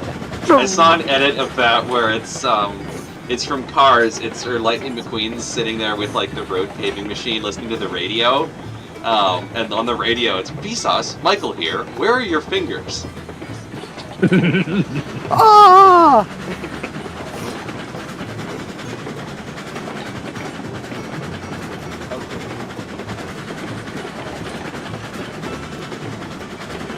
A lot of internet come up on this particular stream each week. Yeah. We love fun.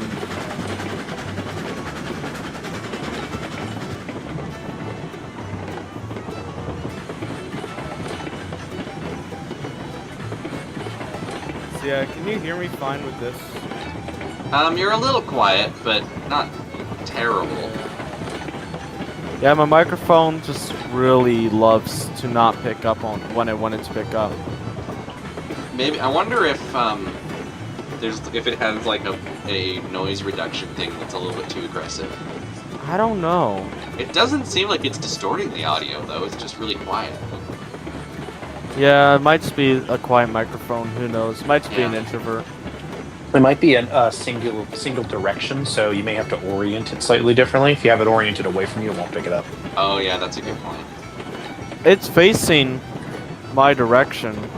It is single direction and it's facing my direction. But Can someone explain the copious amounts of Kenosha we're smelling? It's Railroads Online. If it didn't smell like Kenosha, it wouldn't be this game. Okay, I don't know if we're smells going like right. Betsy. Smells like John. Smells like John Roadson.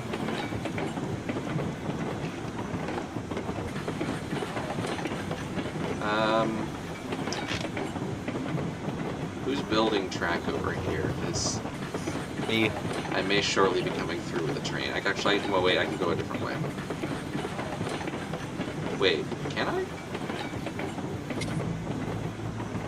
I was looking at that and noticed a problem, which is why I'm building. Okay, I fixed your switch for you guys. thank you.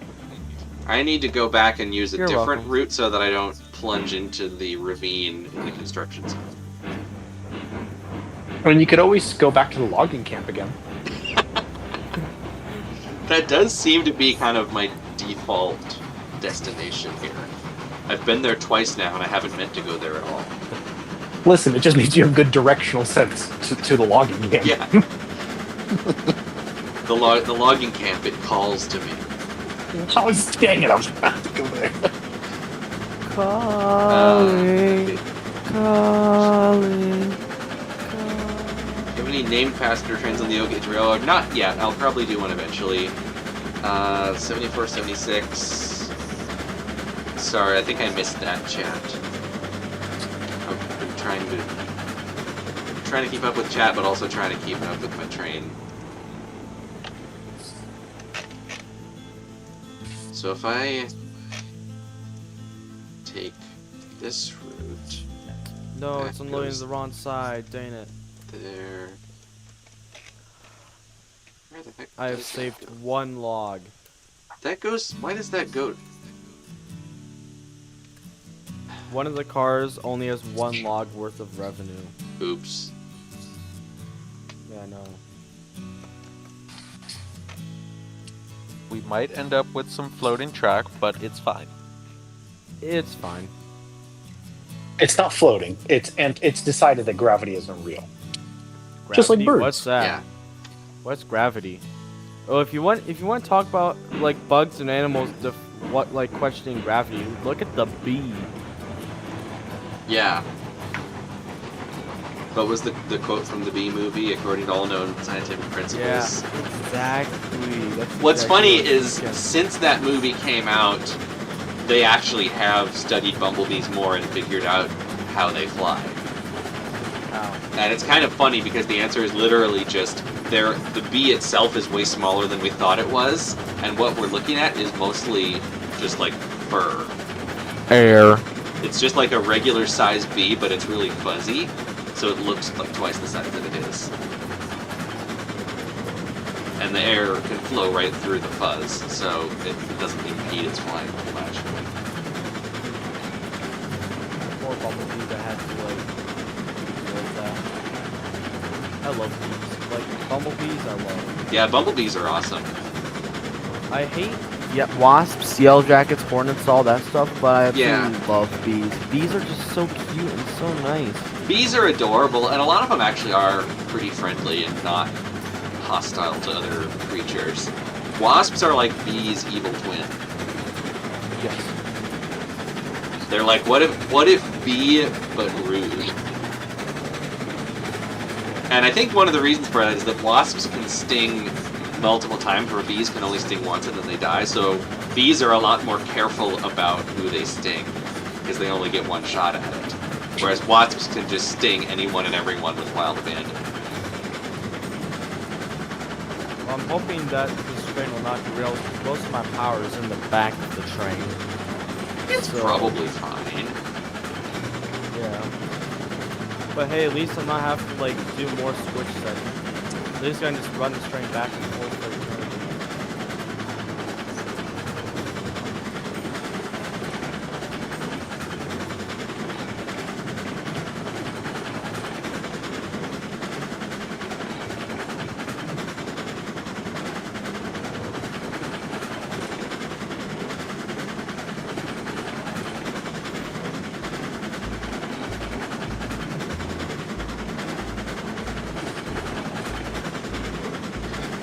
Ooh, an Alco PA. Those are super cool.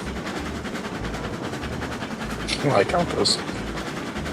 Man, my boiler has dropped from the... Oh, that's why I'm out of freaking water. Oh boy. My Betsy's out of water. Oh, that'll do it.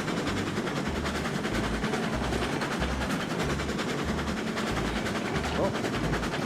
Guess I have to go and flip around my train after all.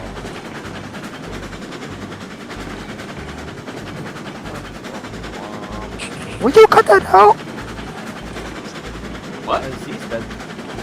I was doing SpongeBob quote since earlier we were talking about SpongeBob.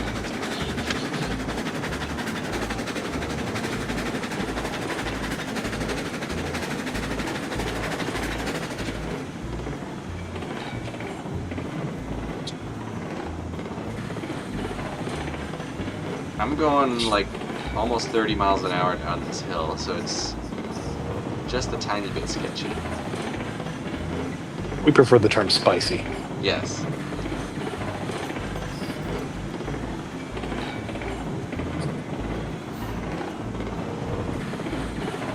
Well, if anybody sees Michael passing by real quick and there's Eurobeat playing, we know we're in trouble.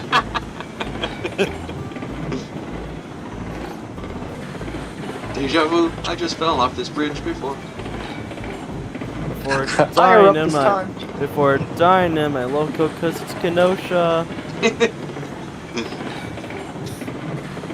35 miles an hour and I still haven't derailed, but I think I am going to have to brake here because there's a curve coming up.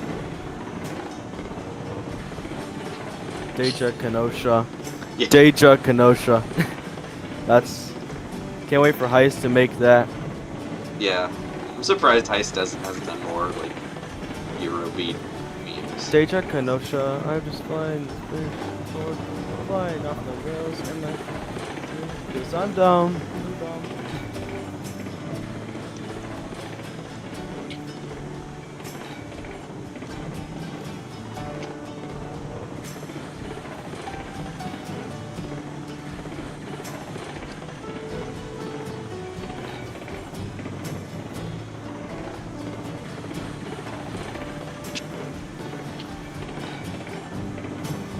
Almost 2 hours in already. Wow.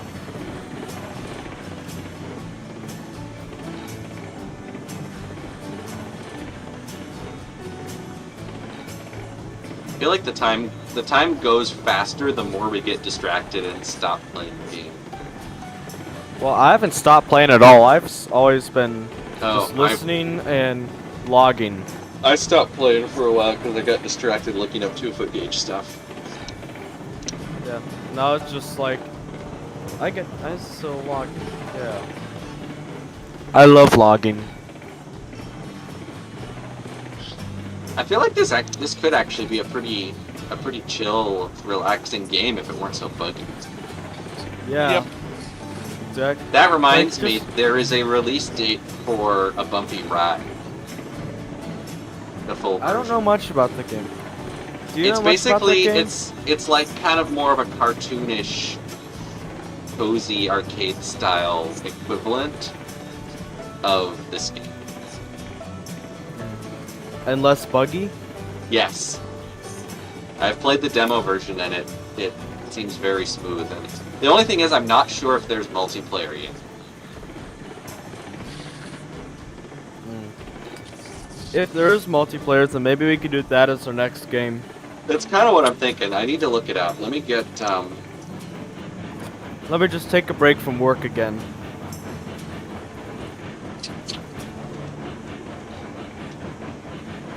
So we're taking these beams to the coma, right? I believe so. Okay. So so I need to go all the way around this loop. And then...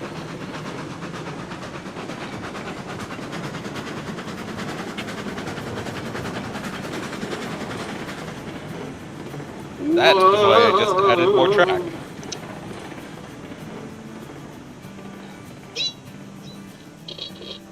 What did I just hear? I just barely didn't avoid the derailment. So there's a derailment? Yeah, at the smelter. I never knew that would happen. Golf claps.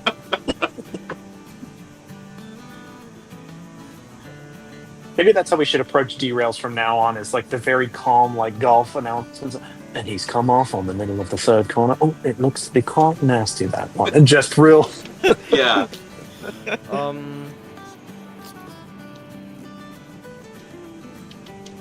Alternatively, you There's an could go for issue. like the European soccer or football leagues and just start screaming.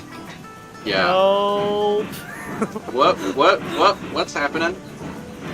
I'm stuck in my Betsy. Like, someone Oh. stop my train. Someone don't- stop my train. The So- Cookie Monster just suddenly started going backwards. Unprompted. I can't do anything right now. I am stuck in the roof of my locomotive. I feel like that's the name of your autobiography. Help, I'm stuck in my Betsy. Oh, I This forgot sounds to get to me like the by game's way. crashing. Guys, could someone please stop my train? I would, but I Please. have my own runaway train Dude. to deal with at the moment. Uh, I've got the Glenbrook accelerating out of control backwards up the helix with 4 loaded flat cars, and nobody's well on. then.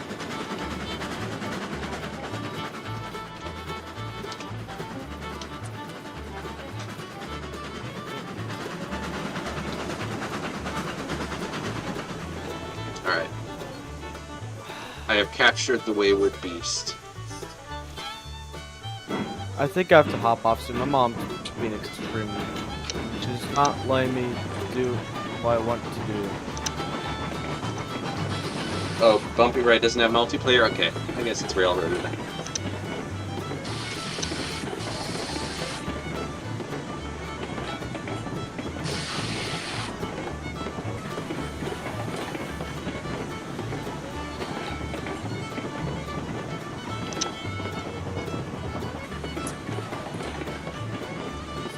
Man, I can't wait for Century of Steam to come out so I can never touch this game again.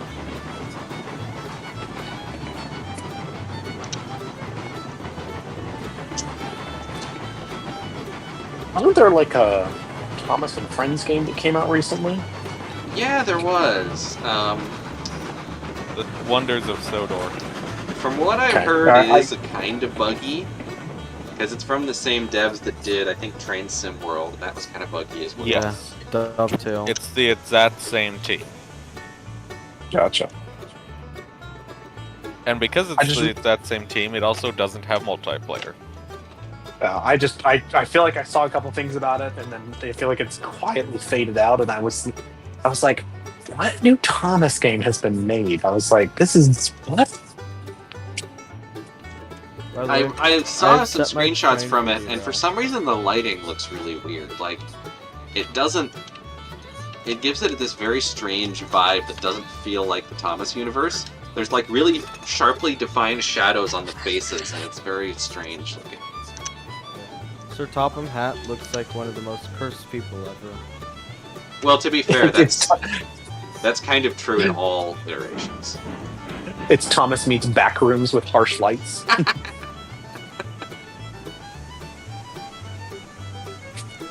Yeah, it's very weirdly harsh lighting.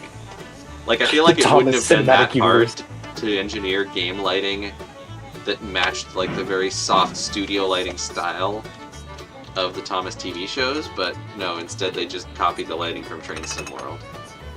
Well, there was a lot of I'm reflection going in those to- studios too, so. I'm gonna leave the session for a quick second. There to was, see but, if like, I the can- lighting on the faces was very diffuse. Yeah. It didn't, like, really sharply highlight the shapes of them and the shadows the way that it does in the game.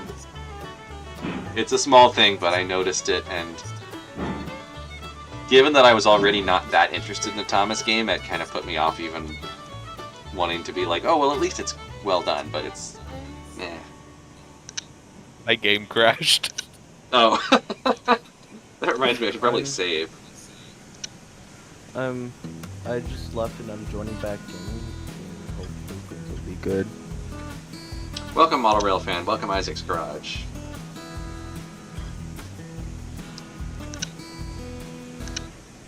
We'd now like to take this time to thank our sponsor. Oh hey, I'm finally out of Yeah, the we should... What would be our I sponsor? sawed this boat in half.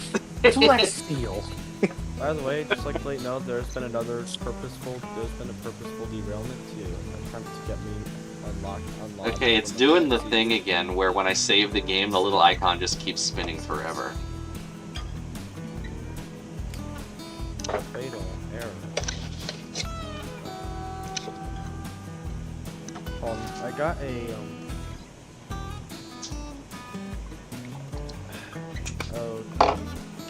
bro, this online decided to just kick me out for some reason. I don't know why.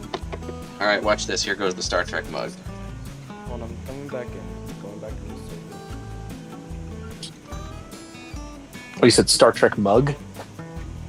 Yeah, where they disappear from the transporter room on one side and they appear on the planet on the other side when you pour hot water into it. Ah, okay, that's actually super cool. I need me one of those. One of my coworkers had a USS Enterprise mug, or it was like property of the USS Enterprise, and I was like, that's cool, I need one of those. That is super cool. I don't remember where I got this. On the bottom it says, the Unemployed Philosophers Guild. Well, I mean, I could Google that, I suppose. Yeah. I think that's like a store that sells like geek Oh, and I just spilled water over there. Hold on.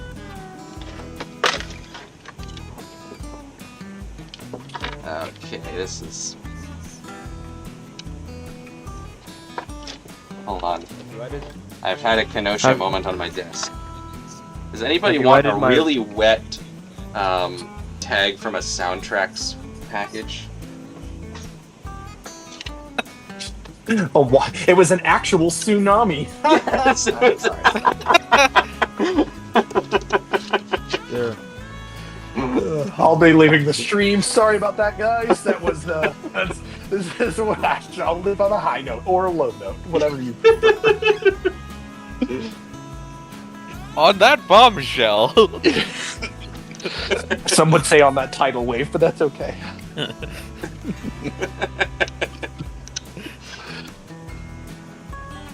Alright, crisis averted. I have put down a towel. While I'm at a stopping point, I'm going to run to the bathroom. Alright.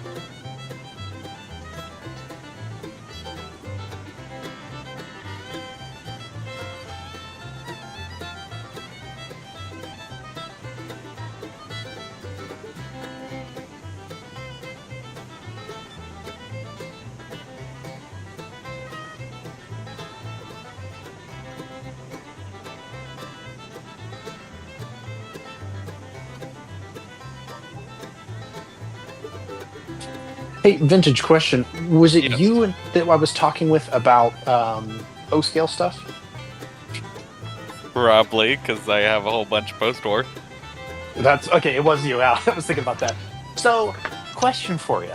I just Okay. finished restoring the twin Fulmore motor F3, the like one of the original run ones. Yeah. Why on earth is that the most finicky thing I've ever done in my life? So you're familiar with how those motors sit on top of the frame and connect to the bolster, right? I can't picture it off the top of my head, but I know. So the motor basically sits perfectly horizontal. Output shaft is a standard gear, and then there's an idler gear, and then it basically drops onto the bolster, and then that idler connects to the bull gear that's on the drive shaft of the truck. So it's 3 gears like tower basically. Okay. And basically, the whole motor sits down and is held down onto that bolster by 2 machine screws. Yes. Yeah. So something I didn't know was that you don't tighten them down all the way. The heck just happened? Interesting. So because I got it all put back together, put it on the track, nothing happened. But I could tell it was drawing current, and I was like, something's wrong. And it took me about an hour of diagnosing this thing, taking the motors back off, putting them back on, checking wiring diagrams, going, what the heck? And then I realized it was literally a friction fitment problem. You can only have the screws so tight. It got to the point where I was turning each screw by about a 16th of a turn just to get it right. And it was the most frustrating thing I've ever had in my life. When I did that on one of my when I had went through and cleaned one of my F3s. That's I a mean, to be fender honest, bender. the way that I do it with all of my post-war stuff, I'll tighten the screw, and when the screw stops, I stop. I don't force anything. Well, see, and that's the crazy part, is that I checked the thread depth because I measured everything out and said, okay, if it's supposed to be this much on this pitch of thread, that's where I'm confused. The screw, it doesn't sit all the way down in its actual holder. Like, there's still plenty of thread room, and it's all original cut. It's not, or tap, I should say. There's still room, but apparently, and I checked another F3 that I have just on the off chance later on, if you tighten them too much, they can still turn, they can pivot, but they can't, or they can turn, but they can't pivot, so they can't go up and down. So if you have the screws looser, then it gives it more, wobbly of a truck. But that's the other thing, is that it doesn't friction the gears together. I'll have to mess with that. I never. Luckily, my F3s are pretty dang reliable, so I haven't had to pull any apart in a long time. But Yeah, I went through because this That's one I an don't think has ever been pulled apart, and I was like, I'm going to polish it all up and make it look nice and everything. So I'll take some photos, and I mean, like, I'll send them to you because, like, you might laugh at me, but it was a nightmare, and it was like 1 a.m. and I was very frustrated with this dang train not running. And then I finally figured it out, got it to run, but it took a minute. I also don't remember when I went through when I last went through the F3. I don't remember if I had to take the whole thing apart or not. I might have just cleaned the motors, but I can't remember. The motors were nice and easy to clean, though. That's not hard at all. Just tap them out. Yeah. Oh, I was gonna ask, Vintage Renewed, did you get the 2 Lionel engines that I sent you yet? The ones that were from Robert? They arrived today. Oh, awesome. I Let me know haven't how pulled that- them out of the box yet, how those but go. I will. There's all the loose stuff that was on the Hudson. I put in a little plastic bag in there. Okay. And I think that the wheels from that tender truck on the other engine are in there too. Yeah, I haven't opened up the bots yet, but the bots is here. Excellent. I'm glad it made it there.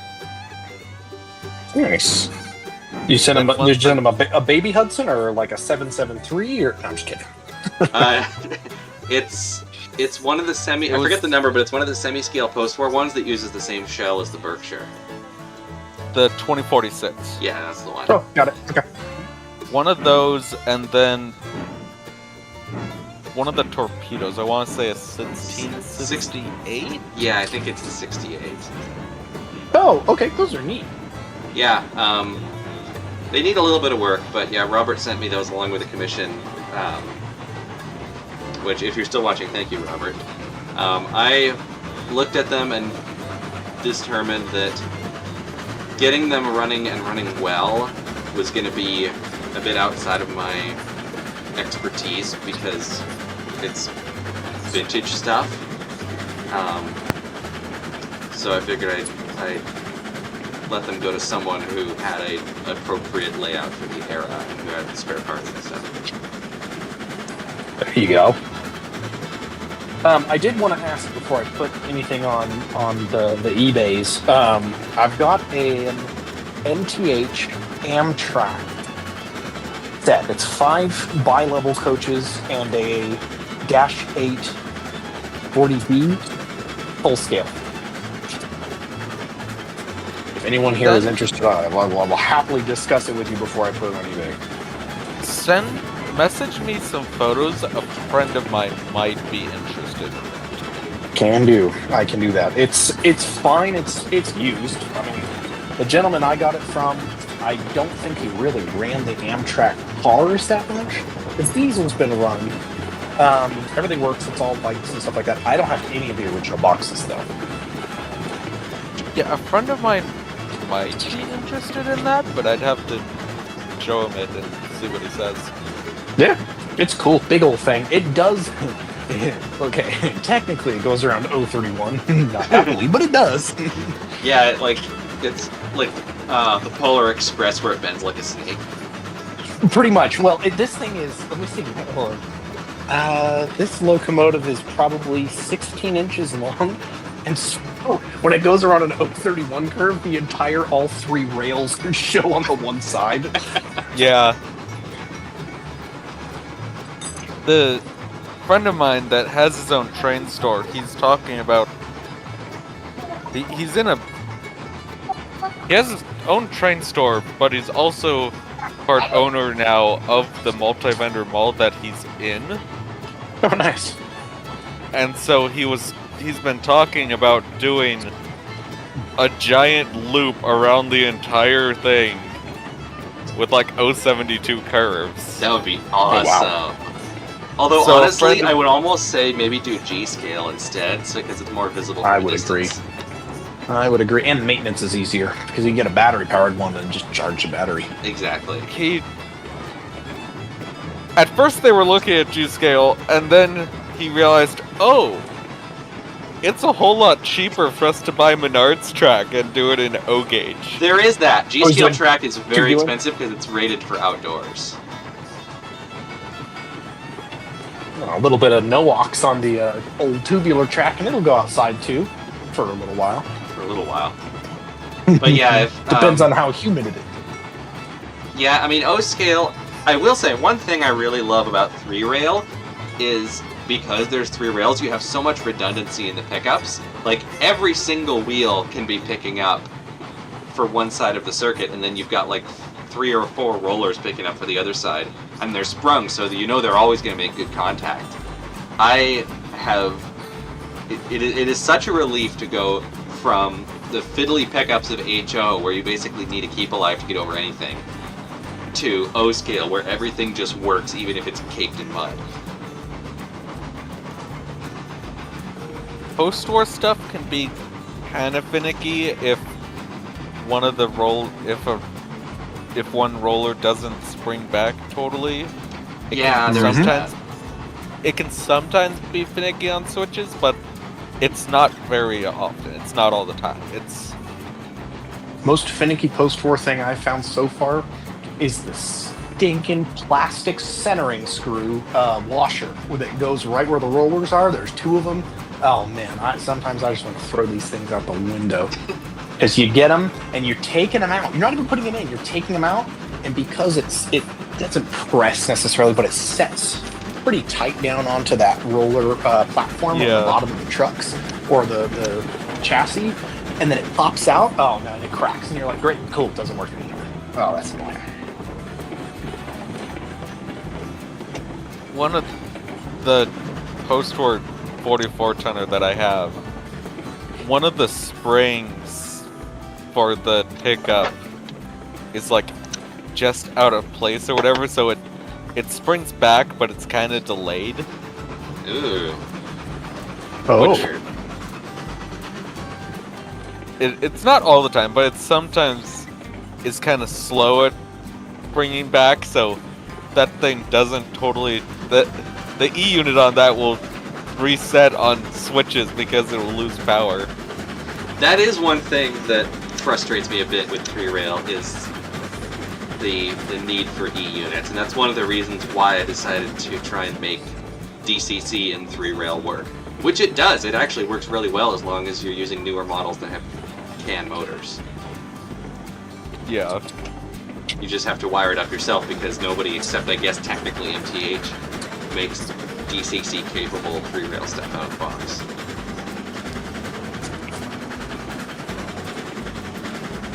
Even though the E units can be kind of weird, I honestly really enjoy the E units. Yeah, they have a certain charm. I was about to say the same thing. Once you get the hang of working on them, they're kind of the simplicity of them, and then what they actually function and do is just, I don't know. It is very fun to work on. Yeah, I will point out that, I mean, granted, from this is ignoring the HO stuff, okay? This is just talking 3-rail. If I have to choose between the old E units versus the modern computer board stuff that's the same but is all computer chip stuff, I'm taking the E unit all day long. Yeah, that makes a lot of sense. I do It's really mechanical. appreciate stuff where like you can see how it works and you can go like, oh, this causes that to happen, which causes that to happen, which goes clink, clank, clunk, clunk, like a big Rube Goldberg contraption, and then it works. Mm-hmm. The only If reason an I really E wanted to unit do goes bad- DCC was for realistic sound. Yeah. If an E unit goes bad, you can get the part and fix it. Right, and if it's like, especially the proprietary 3-rail digital systems like Legacy and Proto Sound, those really drive me up the wall. So I have a Polar Express set from when Lino first released them in like 04 or whatever. Very first release of the Polar Express. And it's conventional, but it has computer chips inside rather than a mechanical E unit. That thing on full power just barely crawls, and it only goes backwards. Yeah, so that's borked. Yeah. Honestly, something that I've done on a couple of engines as a temporary solution, just to get them to run when I don't have a spare E unit, I don't have a spare decoder, I don't have anything to put in them, is just get a big beefy diode, like one of those chunky 6-amp diodes, and put that in series between the motor and the track, and then it will run. It'll only run forward, but it'll run really nice. I could do that. Or the other option that I figured out is, well, why don't I just set the engine aside, ignore it, and I'll just use a 736. That works too.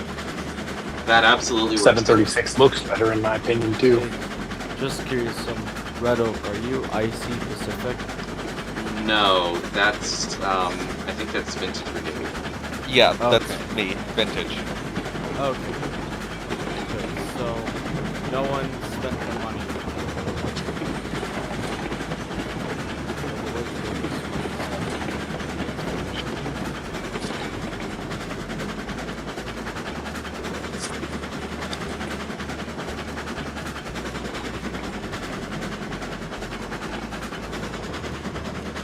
I haven't checked the chat forever. Okay, let's move that much. Yeah, it's a Lionel Hudson.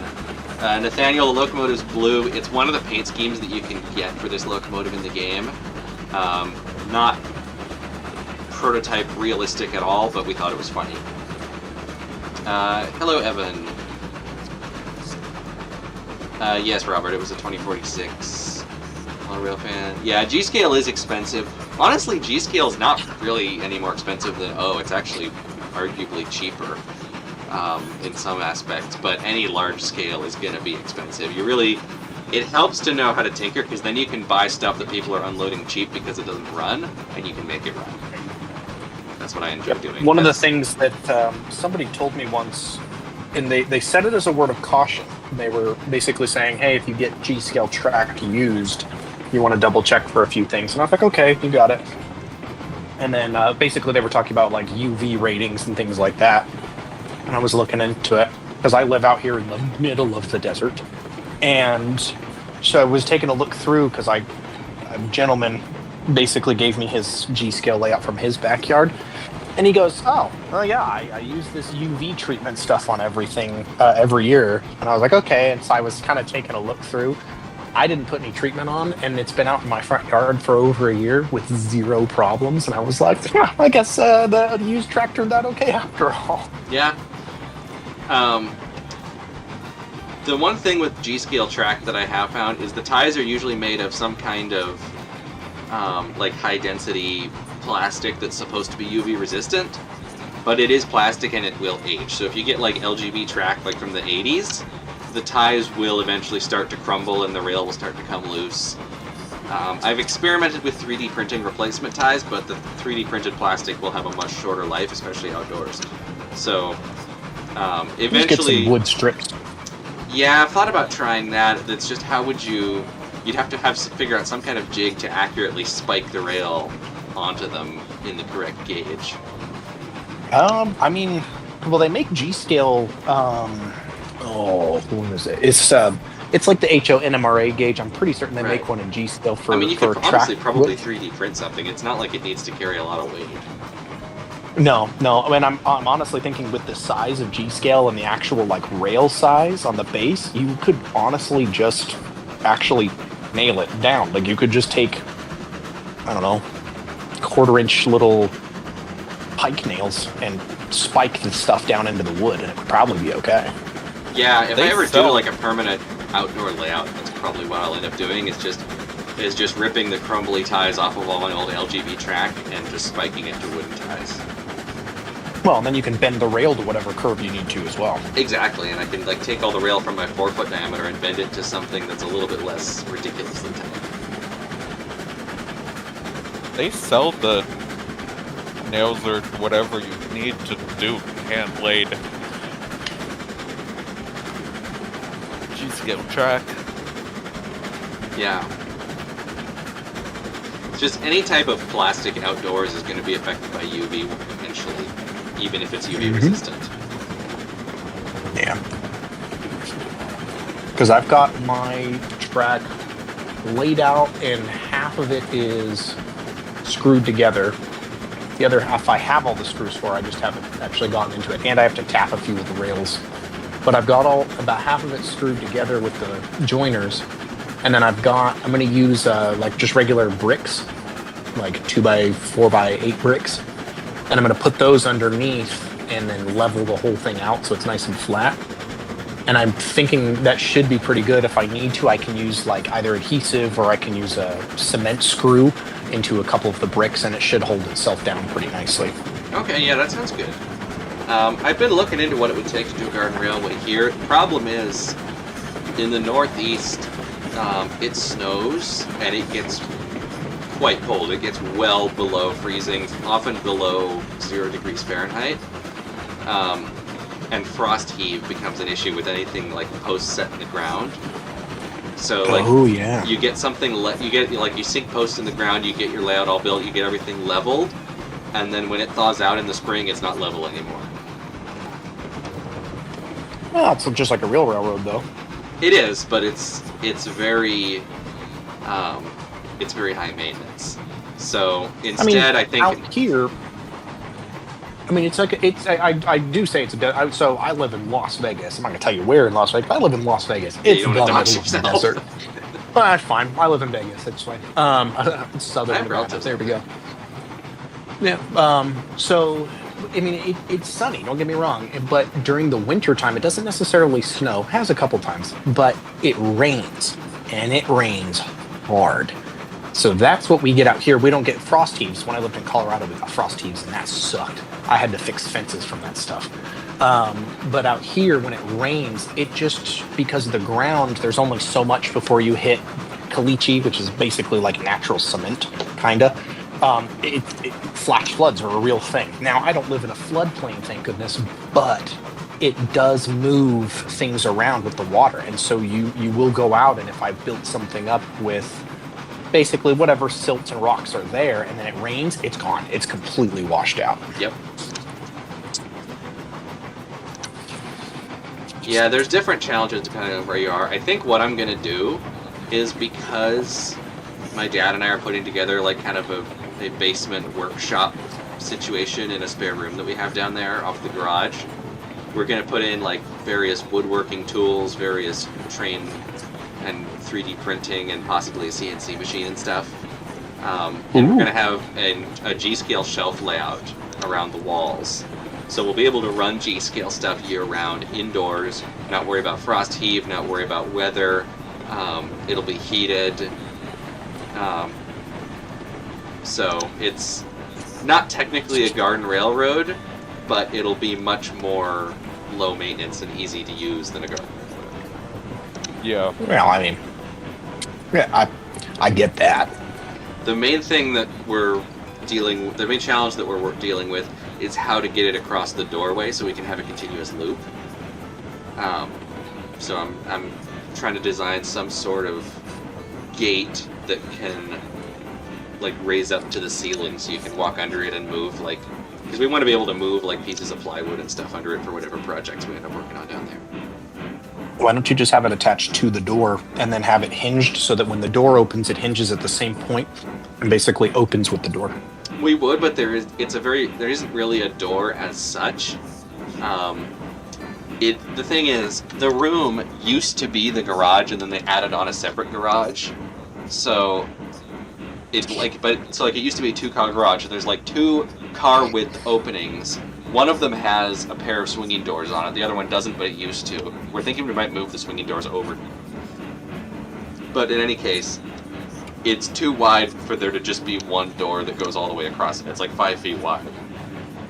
Oh, gotcha. Okay. And the railroad is going to be about 5 feet off the ground, so it's roughly eye level, and there's room for workbenches under it. So what I'm thinking is something that like either like it swings up to the ceiling, or it swings all the way around and ends up upside down on the ceiling. There you go. You know the desks that have adjustable heights? Yes, Use those. that could definitely be a good idea. We'll have to look into those. I don't know how much weight they can Because handle. you can, well, some of those desks can handle like 300-400 pounds. Oh, wow. Yeah, they're like beefy. That's why I was thinking. I was like, that would be perfect because then you can. I mean, you're not putting anything that heavy on, but they will level each other because there's sensors in them. So as long as they're mounted properly, you can have them level each other, and then it's literally a press of a button, they raise up. If your railroad, your track height is 5 foot, and you have these things mounted, I don't know, 24 inches off the ground, we'll say, something along those lines, and then you have them extend to their full height. On a standard 8.5 or 9 foot ceiling, you're talking you're 11 inches from the ceiling, 12 maybe. Yeah, I think it's an 8-foot ceiling. It's a little bit on the low side. But yeah, as long as the track, like the top of the doorway is a few inches below the actual ceiling, so if the track can basically just like tuck into that space right next to the top of the doorway, then it won't be impeding anything at all. Mm-hmm. So I think that. And it gives you plenty of room to bring things in and out. I don't think they're necessarily the cheapest thing you can get, but I also know they're not horribly expensive because I've seen other people do stuff like that. I saw somebody do it with an HO layout. They used them because they had a yard section that they wanted to lift up like that, and they lifted the entire yard section with it. That is a really interesting idea. I might look into that. I wonder if it's possible to like wire more than one of those desks together so that they go up and down in tandem and always stay aligned with each other. Yeah, that can't be that difficult because if it's wireless, you just have to have a receiver copy, and then it's literally the same thing. One button gives one signal, but they both receive the signal. That's Yeah. not too difficult. If it's a wire system, it's going to be 3 wires: positive, neutral, ground. Exactly. Split it. I mean, it's super easy to split that.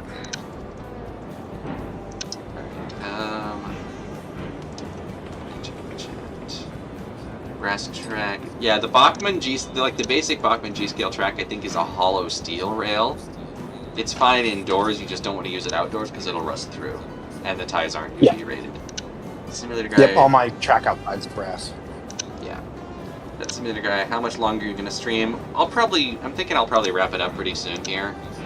It's getting kind of late. I'm thinking maybe once I get this train unloaded, that would be a good stopping point if everybody else is fine with that. Yep. Sure.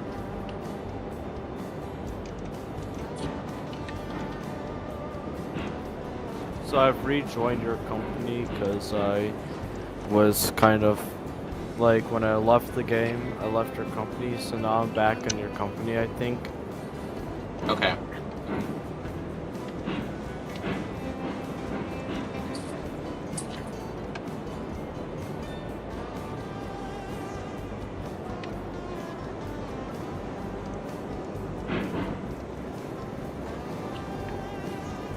I just made myself laugh. I can't think of what the song. I think the song title is like "Need You Now." It's a country song. Oh yeah, But I know that one. there's a section. Yeah, there's a section where they say, "I'm a little late and I've lost all control, but I need you now." And I was like, I feel like that is the theme, like the the theme song for this railroad. Man, I wish we could play copyrighted music on stream. Oh, can't do it, and I'm not gonna sing it because also copyright. So Yeah, nope. because they've gotten scary good with the detection.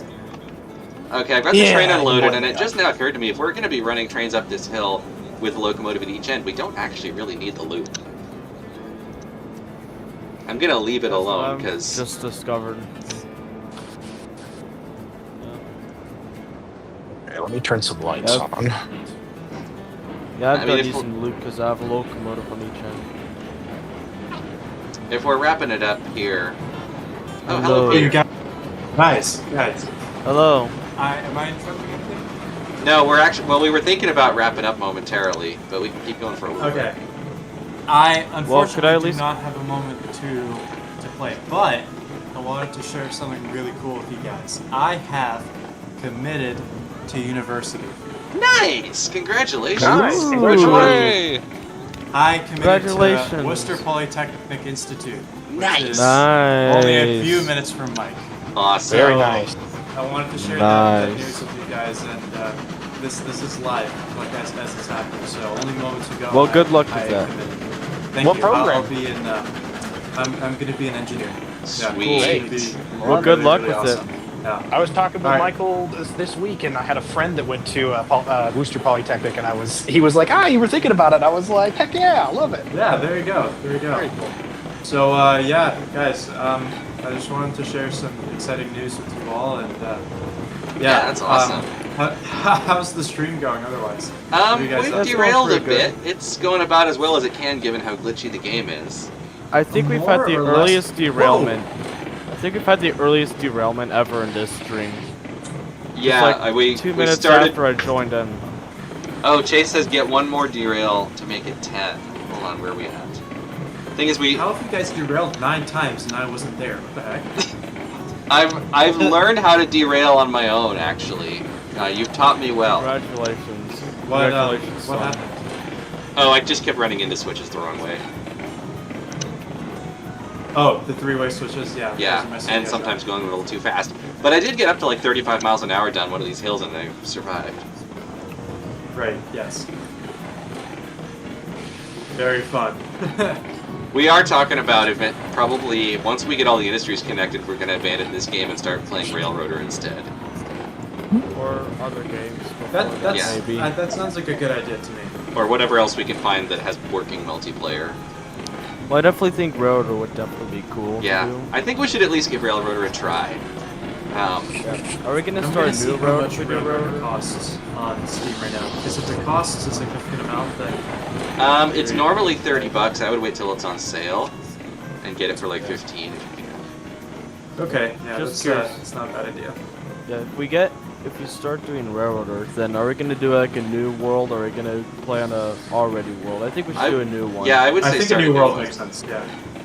I think, yeah, anytime we're starting a stream series, I think we should start a new world. What would we call it?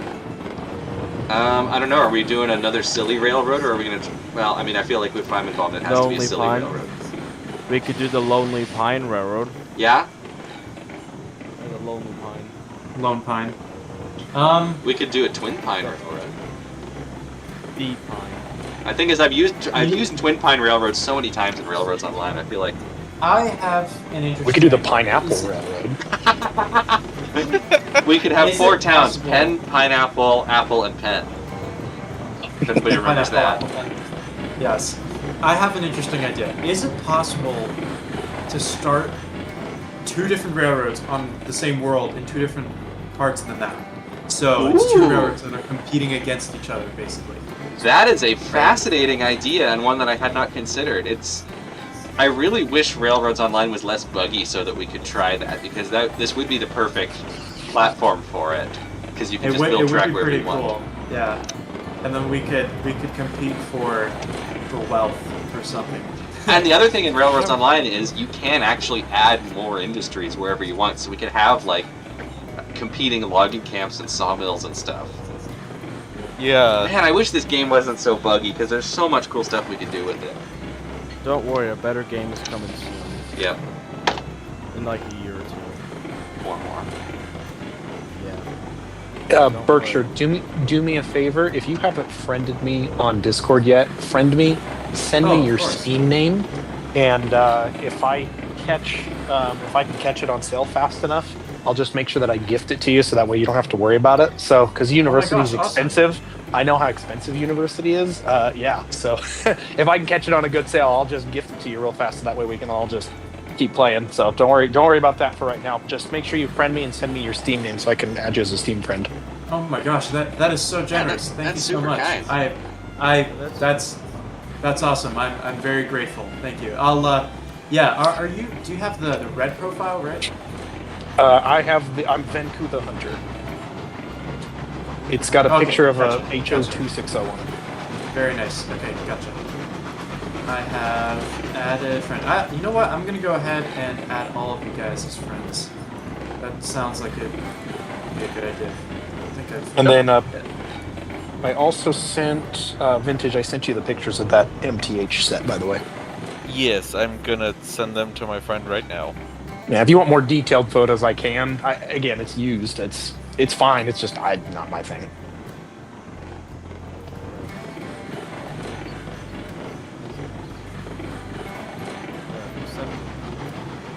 Thank you. Okay, I am going to drop my Steam friend code, and so you will have that for the future. Sounds good. I hope there's going to be a spring or summer sale coming up soon. Something like that. They seem to have sales They're pretty usually- regularly, so I think there probably will be. Yeah. Yeah. Interesting. I only have my Steam ID, but I don't know where my friend. I don't remember is. how to find I think you go friends, add friend. Oh, there's my friend code. Okay, got it. I was gonna say I have Steam on an app on my phone, so I can literally just copy and paste it straight in. There you go. Perfect. Thank you. Thanks again, of course. Whenever that might happen, that would be awesome. Yeah, And no problem. if that does not work, I'll send you this secondary link here. Okay. Okie dokie. So, folks in the stream, I think it's pretty likely that I'll be walking to Mike's house, and we'll be doing in-person. Yeah, we can do. streams. I would like to start doing some IRL, like running trains streams. That might be That a would good be like really background thing to do if we just want to talk about train stuff, like we've basically been doing while playing this game. And then if anything goes wrong, it'll be a physical problem that I can fix with a soldering iron instead of a virtual problem that I can't fix. Exactly. I would do model train running streams as well if YouTube would not be dumb, because like YouTube won't let me do live streams. YouTube But I not would do being live- dumb challenge impossible. Yeah. YouTube avoiding AI impossible. Yes. Okay, I have accepted your Steam friend request. I'm the little DeLorean, the squished cartoon DeLorean guy. That's Love me. it. I am the V&T Inyo. Very nice. You have impeccable taste. I got very lucky. A gentleman that I did a commission for, I built a locomotive for him. It was off a Bachmann for the new tooling 440, and he wanted it to look pretty much like Jupiter with a couple things. Did a full set of custom decals. I did a full brass backhead in it. It turned out really pretty. Oh, that sounds And basically, it's incredible. partial. I've got some photos I'll send. It turned out really nice. I put antlers on the Nice. headlight, things like that. Awesome. He, as partial payment, he goes, "Hey, this is when I lived in a different spot." He goes, "Hey, I can go to Carson City, and I can record when they run the Inyo for you, so you can have it as a full sound decoder." And I was like, "Really? Okay." So I have the actual recordings of that locomotive in my model of the Inyo. It's one of the coolest things on the planet. It's Nice. so awesome. That's fantastic. I'm That guessing is I'd really, use really lock darn sound for cool. that. Yeah. So That's super cool. model Lock still sound. runs okay, but Lock sound is definitely a useful tool. I've been taking a little bit of a backseat to model trains as of late, only because I've been working on so much other school stuff and whatnot. But I think I best get back into it. I have an L4B Mohawk, a brass hybrid that Mike helped me actually to convert to ESU, and that has a really nice file. I'm working on developing custom whistles and all that stuff for New York Central. So yeah, it's gonna be really cool. When you do get back into that, let me know, because I have some stuff that could use paint Yeah, of course. touch-ups and other goodies. Of course, yeah. You will be one of the first to know. That reminds me, I still need to get that brass Union Pacific 10 wheel painted. I keep forgetting Yes. to have that. Yeah, we got to do that. And I think I was, because somebody was interested in buying that. That was me. Right, yes, and I was going to put Lock Sound 5 in it, because that's what you usually go for anyway. Yep. So yeah, we should do that. Either I'll paint it, or I'll bribe Peter to paint it. We will. We'll definitely do that. Oh, one of the things I'm really excited about WPI is that they have a super robust makerspace. That is super cool. They have all the tools you could possibly want, 24/7 access to the labs, 3D printers, all the stuff you could ever. Do they have like a CNC or a laser cutter? Yes, they have a CNC machine. I wonder They if I have could laser bribe cutters. you to cut me some custom metal G-scale side rods. I don't think it's going to be a very efficient way of doing it, only because I'm going to be there in the fall. But if you're willing to wait until the fall, then Oh yeah, no, this is not anywhere close to being time sensitive. Yeah, I am But- in the very early speculation/planning stages. I probably shouldn't even spoil this on the channel in case it doesn't happen, but I'm considering trying to scratch build a G-scale Sierra number 3. that would be really cool. Another Sierra Rail number 3. Awesome. I'd have to fudge the scale a little bit because it's not a narrow gauge prototype, obviously. But I think I could make it look right.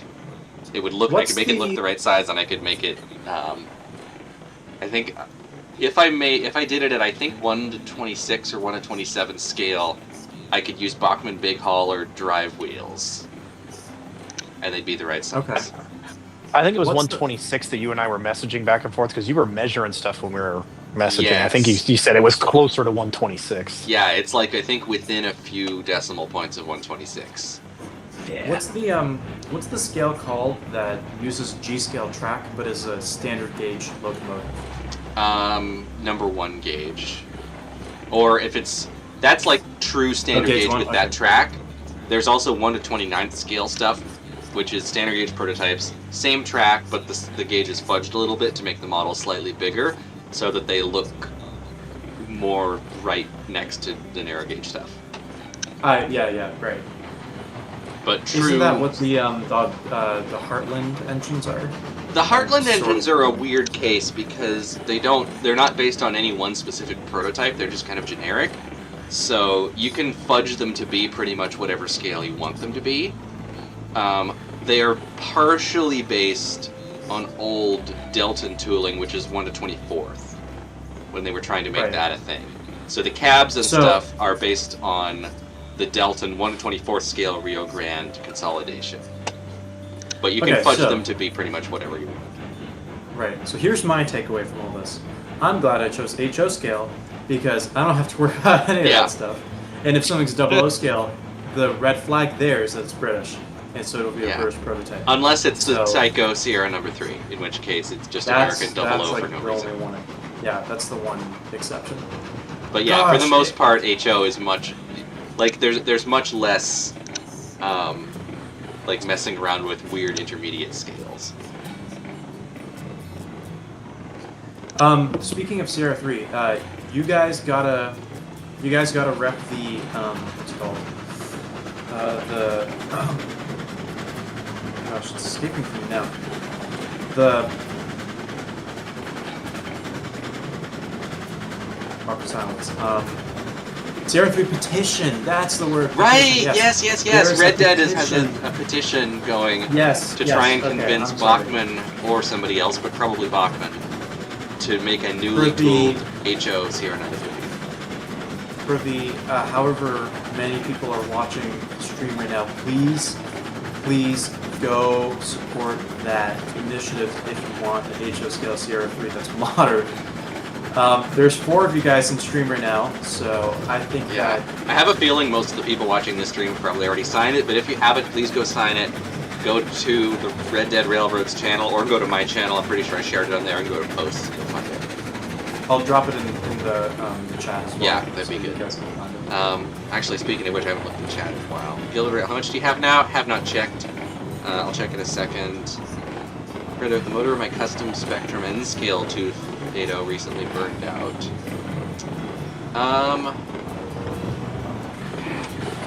Replacing motors in N-Scale stuff is such a pain. If you have the money, I would probably say just buy a new DCC ready one and swap your custom shell onto it. I think they've improved the mechanism on the newer ones too. Oh, by a long shot. Okay, folks, so for those in the stream right now, we are at 97 signatures.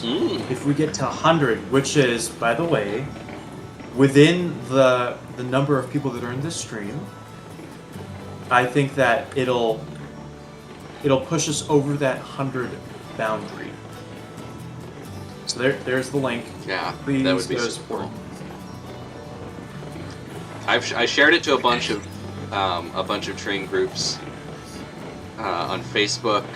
I didn't get a whole lot of responses because it's Facebook, but I think I got it from like 70 to like 85 signatures or something. So it wasn't nothing. I wonder what a large-scale manufacturer would need to be convinced. How many signatures, as in potential buyers? I think large scale would be a much harder sell than HO because it's a much smaller market. No. I meant how many signatures would be needed for a mass-produced Oh. Sierra 3. I was thinking large scale not a as in like large G scale, not like a large company. Yeah. Large-scale production is in mass-produced model. Yes. I don't know. I mean, I know people who know people who know people at Bachman, so I have been assured that they will run it up the ladder, but who knows how much influence it'll actually have. Right. I'm sure they're working on the next release of the big boy. So Of not course, to worry. yeah. Lionel actually did just announce another big boy, and I'm like, Come on. Yep. how Just many? come on. How many big boys have been made in every scale? Do we really need more? Like, really? Like, I get that it's a neat engine and it's popular because it's big, but like, And because it's doing a 250 tour right now. Oh Yeah. my, we need more and more big boys. but like, I want... there were only 25 real big boys ever built, and I'm pretty sure that more than 25 distinct models of it, like unique tooling, have probably been made. Right. Like, I have a funny please. idea. We don't need more big boys. How Please about just some little give boys? us something unique, something new. Give us some 19th century stuff that isn't the same 440 over again. Give us a medium boy. Do you have any medium boys? Yeah. Medium boy, the Challenger. Yeah, the Challenger is the medium boy. And then UP 844 is the small boy. Yeah. Honestly, I feel like the market's just oversaturated with UP stuff in general. Oh yeah, totally. Like, can we get some like weird little interesting obscure railroad stuff? Can we get an Owen 30 Glenbrook? Can we get some SPC stuff? Can we get some logging railroad stuff? Like, Okay, the Pacific rock Northwest had top so many of category. those little 70-ton Baldwin consolidations, and the only model that's ever been made of them was a very limited production brass one in the 60s, and they made like 200 of them. And I have one, which took me forever to find, and it was expensive. Give But, me like- an ON30 model of Sumter Valley 19 and 20, please. Yes, exactly. Give me a Sumter Valley. Wait, Sumter Valley 662 exists, but give me a standard gauge EBT switcher.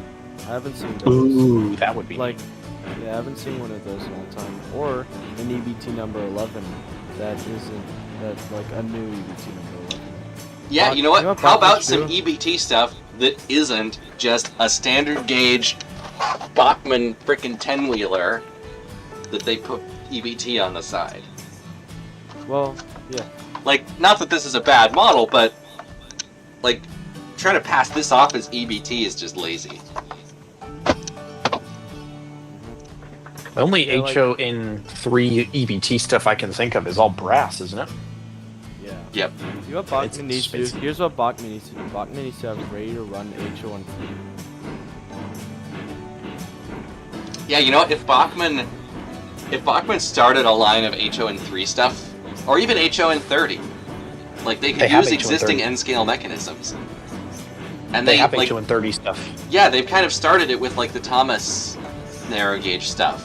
They have Talalin, they've got, I believe, no, did they have a trench? No, the trench was Owen 30. Yeah, the trench was ON30, and what's funny about the trench engine is it doesn't exactly match any particular prototype, because I'm pretty sure they only made the trench engine as a way to get rid of leftover HO 060 switcher mechanisms. Oh, maybe. Because they stopped making the HO Spectrum saddle tank 060, and then after a while they came out with the trench engine that had a suspiciously identical looking valve gear that didn't match any real trench engine exactly. Most of them had wall shirts, and this was Stevenson. But it did exactly match that HO 060 they used to make, so I think they just like found a surplus of those mechanisms and were like, let's make something out of this. Yeah. That's Yeah, my the theory. Talalin model is pretty good. I watched a couple of reviews on it, and it seems like it's a pretty solid little model. Yeah, I mean, Bachmann has pretty much worked out the kinks. They know how to engineer good stuff nowadays. TFFC, yeah, Blackstone. The problem with Blackstone Oof. stuff is that it costs an arm, 3 legs, and a spleen. Mm-hmm. Like, I have looked at Blackstone stuff on eBay, and you're paying like close to $1,000 for a locomotive, and at that point, you might as well do G-scale and save some It's money. cheaper to get brass. It's cheaper to get brass. It's cheaper to do G-scale. It's cheap. It's basically the most expensive way to model whatever it is you're modeling. So, like, I yeah, found a Blackstone Beaver stuff is Creek gorgeous, brass. but you would have I to found a have. Beaver Creek K27 for like $200 or $300 one time. I couldn't believe that price. And then I looked up the K27 from Blackstone. It was $900. I was like, Yeah. oh my god! Like, for that price, you can literally get the Spectrum 1 to 20.3 scale, like, giant, perfectly scale accurate, super fancy K27 for the same price as this tiny little HON3 thing. Mm-hmm. Alrighty, guys. I knew that I basically did just get here, but unfortunately, duty calls. The beacons of Gondor have been lit, and the bat signal has been lit. All that jazz. So I gotta go. Stay up until 2 a.m. and finish calc work. Sounds Very- good. very- Thank you for stopping by. Thanks for giving No, us the good sounds news on WPI. Hey, congratulations again. Thank you, guys. Yeah. Congratulations. And good luck. That's super cool. Good Thanks. luck. I hope you do well. I'm really excited. Yeah. Thanks for your support, guys. All right. I'll see you all later. Thank you All so right. much, and yeah, I'll talk to you guys. We should Next time. set up an IRL train running stream soon. Yes. If we can do an IRL train running session soon, that would be very cool. Either at my place or your place, TBD. We'll Yep. see. Yeah. Alrighty. Alrighty, guys. Talk to you all later. Have a good one. Bye. Bye. Bye. All right, it is almost midnight here, so we probably should wrap up the stream pretty soon. I was gonna try and get this train all the way back to the sawmill, but I have a feeling that's gonna take too long, so I might just leave it halfway there and pick it up next time.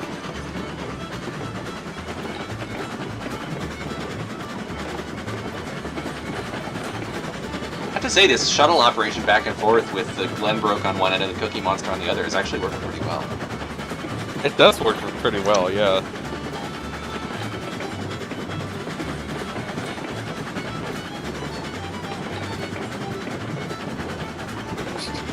You guys have essentially will- created 19th century Acela Express sets with the head and power on each end. Exactly. I will point out, though, that,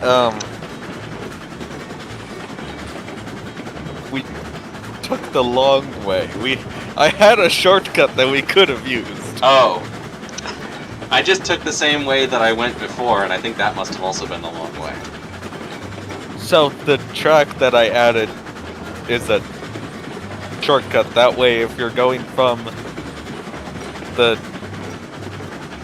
logging camp or the lumber mill, that we don't have to go all the way around the smelter to go to the coal mine.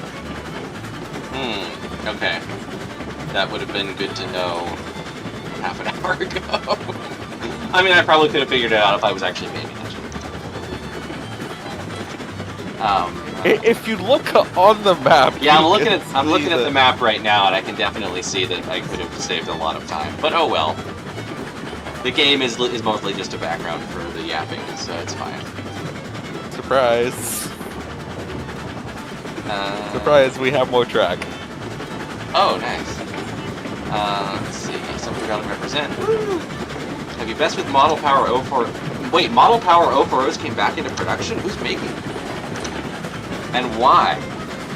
Why on earth would that little cockroach of a plastic piece of junk come back into production? No disrespect to cockroaches, I'm sorry. What's funny is I had one of those one time that actually ran halfway decently, and I did a bunch of weathering work and painted it up and gave it to a coworker's son for his birthday. He was really big into trains, and he absolutely rammed the heck out of it. It never broke. I think it still runs to this day. This was 11 All years of ago. the quality and that was model supposed to be already for 11 every years single old. one of them they ever made went into one single unit, and that was it. Yeah, it was awesome. It was like an incredibly perfect running unit. I couldn't believe it. That is bizarre. Yeah, totally fine. Huh, I'll have to look that up. I mean, I can't say that I'm gonna buy one and review it because no. But It is kind of That's fascinating actually that stuff like that that's a just really good doesn't April die. Fool's joke, though. Remember when Bachman first introduced the Thomas line? They used the Lionel Thomas on the catalog cover? That's gotta be a trademark violation of some kind. I don't remember that. Granted, by the time I was old enough to be shopping for my own trains, the Bachman Thomas line had already been out for quite a while.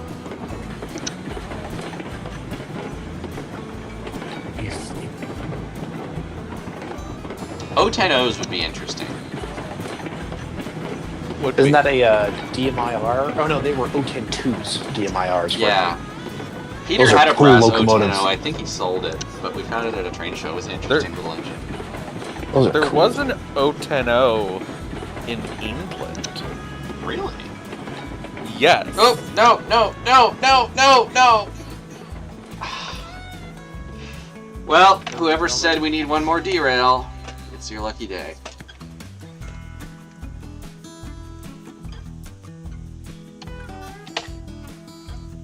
That is 49 derails total. 10 today. Okay. I'm gonna re-rail this, and then I think I'm gonna call it a night. Thankfully, I managed to save most of the train. Chase, that was you? Okay, well, there you go. Happy birthday, or Christmas, or whatever. Happy Hanukkah. Yeah. Happy Boxing Day. Happy Kenosha. Or I guess, Oh no. I guess it would be Merry Kenosha. And I got a tripod for the first time this stream.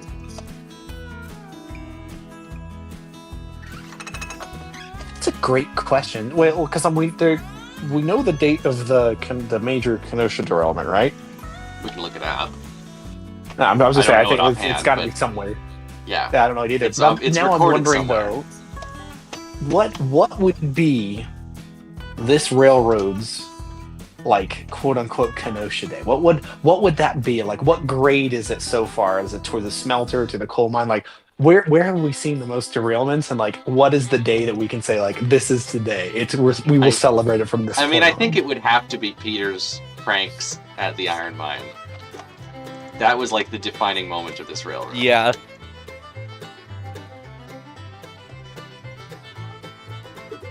I don't remember what day that was either, but yeah, like that's the moment that defined the DOA railroad.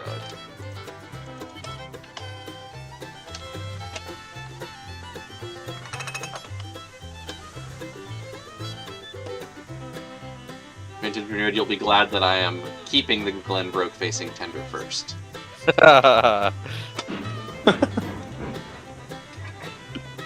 Wahaha. I just looked at the chat. Hold on a minute. What does this sign say? The print is so tiny. Whisper, what did you write?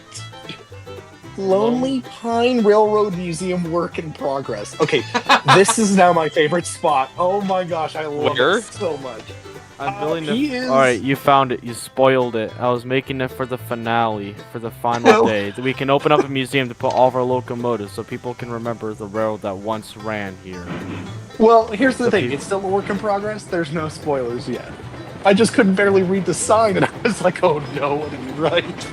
Where's the sign? I'm curious now. It's over the log. It's over on my log. I am trying to My catch up to my train so that I can get on it. There we go. That, Nope, Where? I fell into the train. Okay, hold on.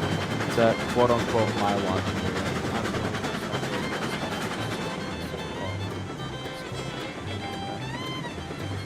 Model Rail fan, no, we haven't gotten any new locomotives. It's just the same old Glenbrook. Well, Whisper, are you using that Montezuma? That in the Three Betsies? Yeah, the Shay's on display. That's the Shay. Excellent. Currently, Yeah, the Are you- Montezuma I bought as a joke, and I think I called it like Grandpa or Gramps or something Geezer. like that. I Geezer. have ended up back at the logging camp again, accidentally. Well, yeah, it's being used. The title of this stream is Michael Goes Back to the Logging Camp. Wait, what? How does this That's a keep lot. happening? Wait, you're at the logging camp? Oh, Yes. Because you're okay. not, What Check does out my- this you're not happen paying to attention. me?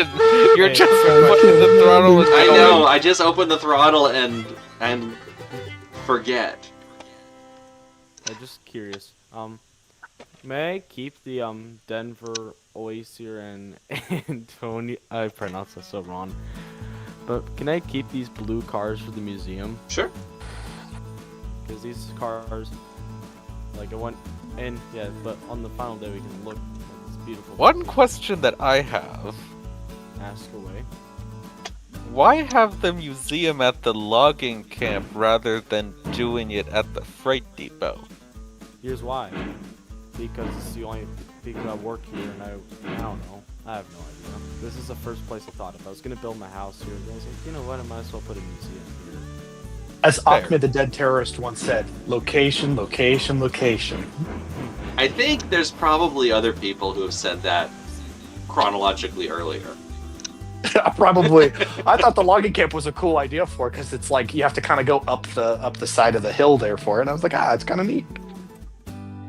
It is really cool, but I can also tell you from. Granted, this is a video game, so it doesn't totally matter, but, God, when you have a museum/tourist road in the middle of nowhere, it's hard getting people to come visit. We just hit 50 mean, like- derails. In this, okay, time to chuck the Shay off the edge. And also, it said there's no space to continue recording, so I think I literally I forgot I was recording these separately from the YouTube thing, and my hard drive is now completely full. Oh, wow. I'm kind of inclined to delete the recordings, because it's not like I'm ever going to use them for anything.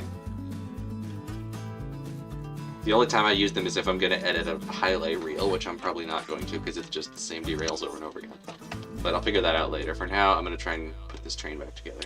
But anyway, we've I'd done... like to point out that Whisper was very quietly saying, all right, time to chuck the Shay off the edge, because for some reason the Shay at 50 derails commits seppuku. And I don't know if anybody else thought that, but I did, and I was very concerned for that Shay. Let's save that for next week's stream, because it's after midnight, and if I can stop derailing repeatedly, I'd like to go to bed. Yeah. Well, I have a road crossing now, so. Womp womp. I'm ruining the road by having a road crossing. Also, the running two locomotives in tandem seems to have once again stopped working. So, I'm going to end the stream how it began, which is trying to couple two free-rolling stuff going downhill without derailing. But of course. I'm going to get back in the cookie. I'm going to very gently try to knuckle into the Glenbrook, and then I'm just going to drag the free-rolling Glenbrook the rest of the way.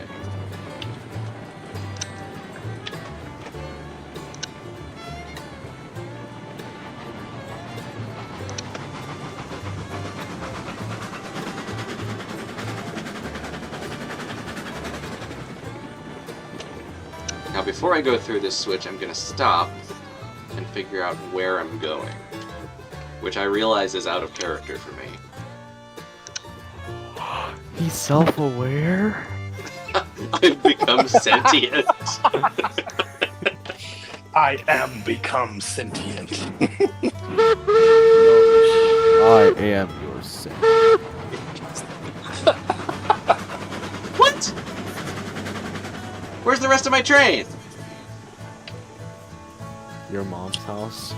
Find out next time on Railroads Online. How did it... Will it be? How- Or will we? What the... How did it run away uphill? I think... Okay, I think what happened is the cookie was in reverse. I coupled it to the Glenbrook, which was in forward. I then switched the cookie into reverse and applied, or into forward and applied power. And I think doing so, like the running in tandem thing worked for a second. It then switched the Glenbrook into reverse and applied power, which then stretched out the train, broke the coupling, and then now the Glenbrook is running away with the rest of the train. Backwards. Up the hill. That sounds like a problem for another day. Yeah, I'm, is it actually moving? It's not moving, so I think I'm just gonna save the game here, and we'll come back to this disaster in progress next week. Well, hold on, I'm just gonna add one thing before we do. I'm gonna go Also, that ahead- is a fantastic railroad name, by the way. The DIP, the Disaster in Progress. That'll be the sequel to the You could do DOA. You could do multi companies because you could have the DIPRR or the Dipper, and you could do the Big Dipper and the Little Dipper. Exactly. I love it. Okay. I think we just found our railroader name. Yep, there we go. The DIP. And we're gonna have to figure out, like, the town names in Railroader. We're gonna have to figure out a way to make DIP an actual acronym for the thing. But then it can also be the Disaster in Progress. So I'll have to look at what the town names are and see what I can figure out. Anyway, that's all for next week. Thank you for watching, everybody. Thank you for playing, everybody. Thank you for joining in on yet another episode of whatever we're doing here. Something.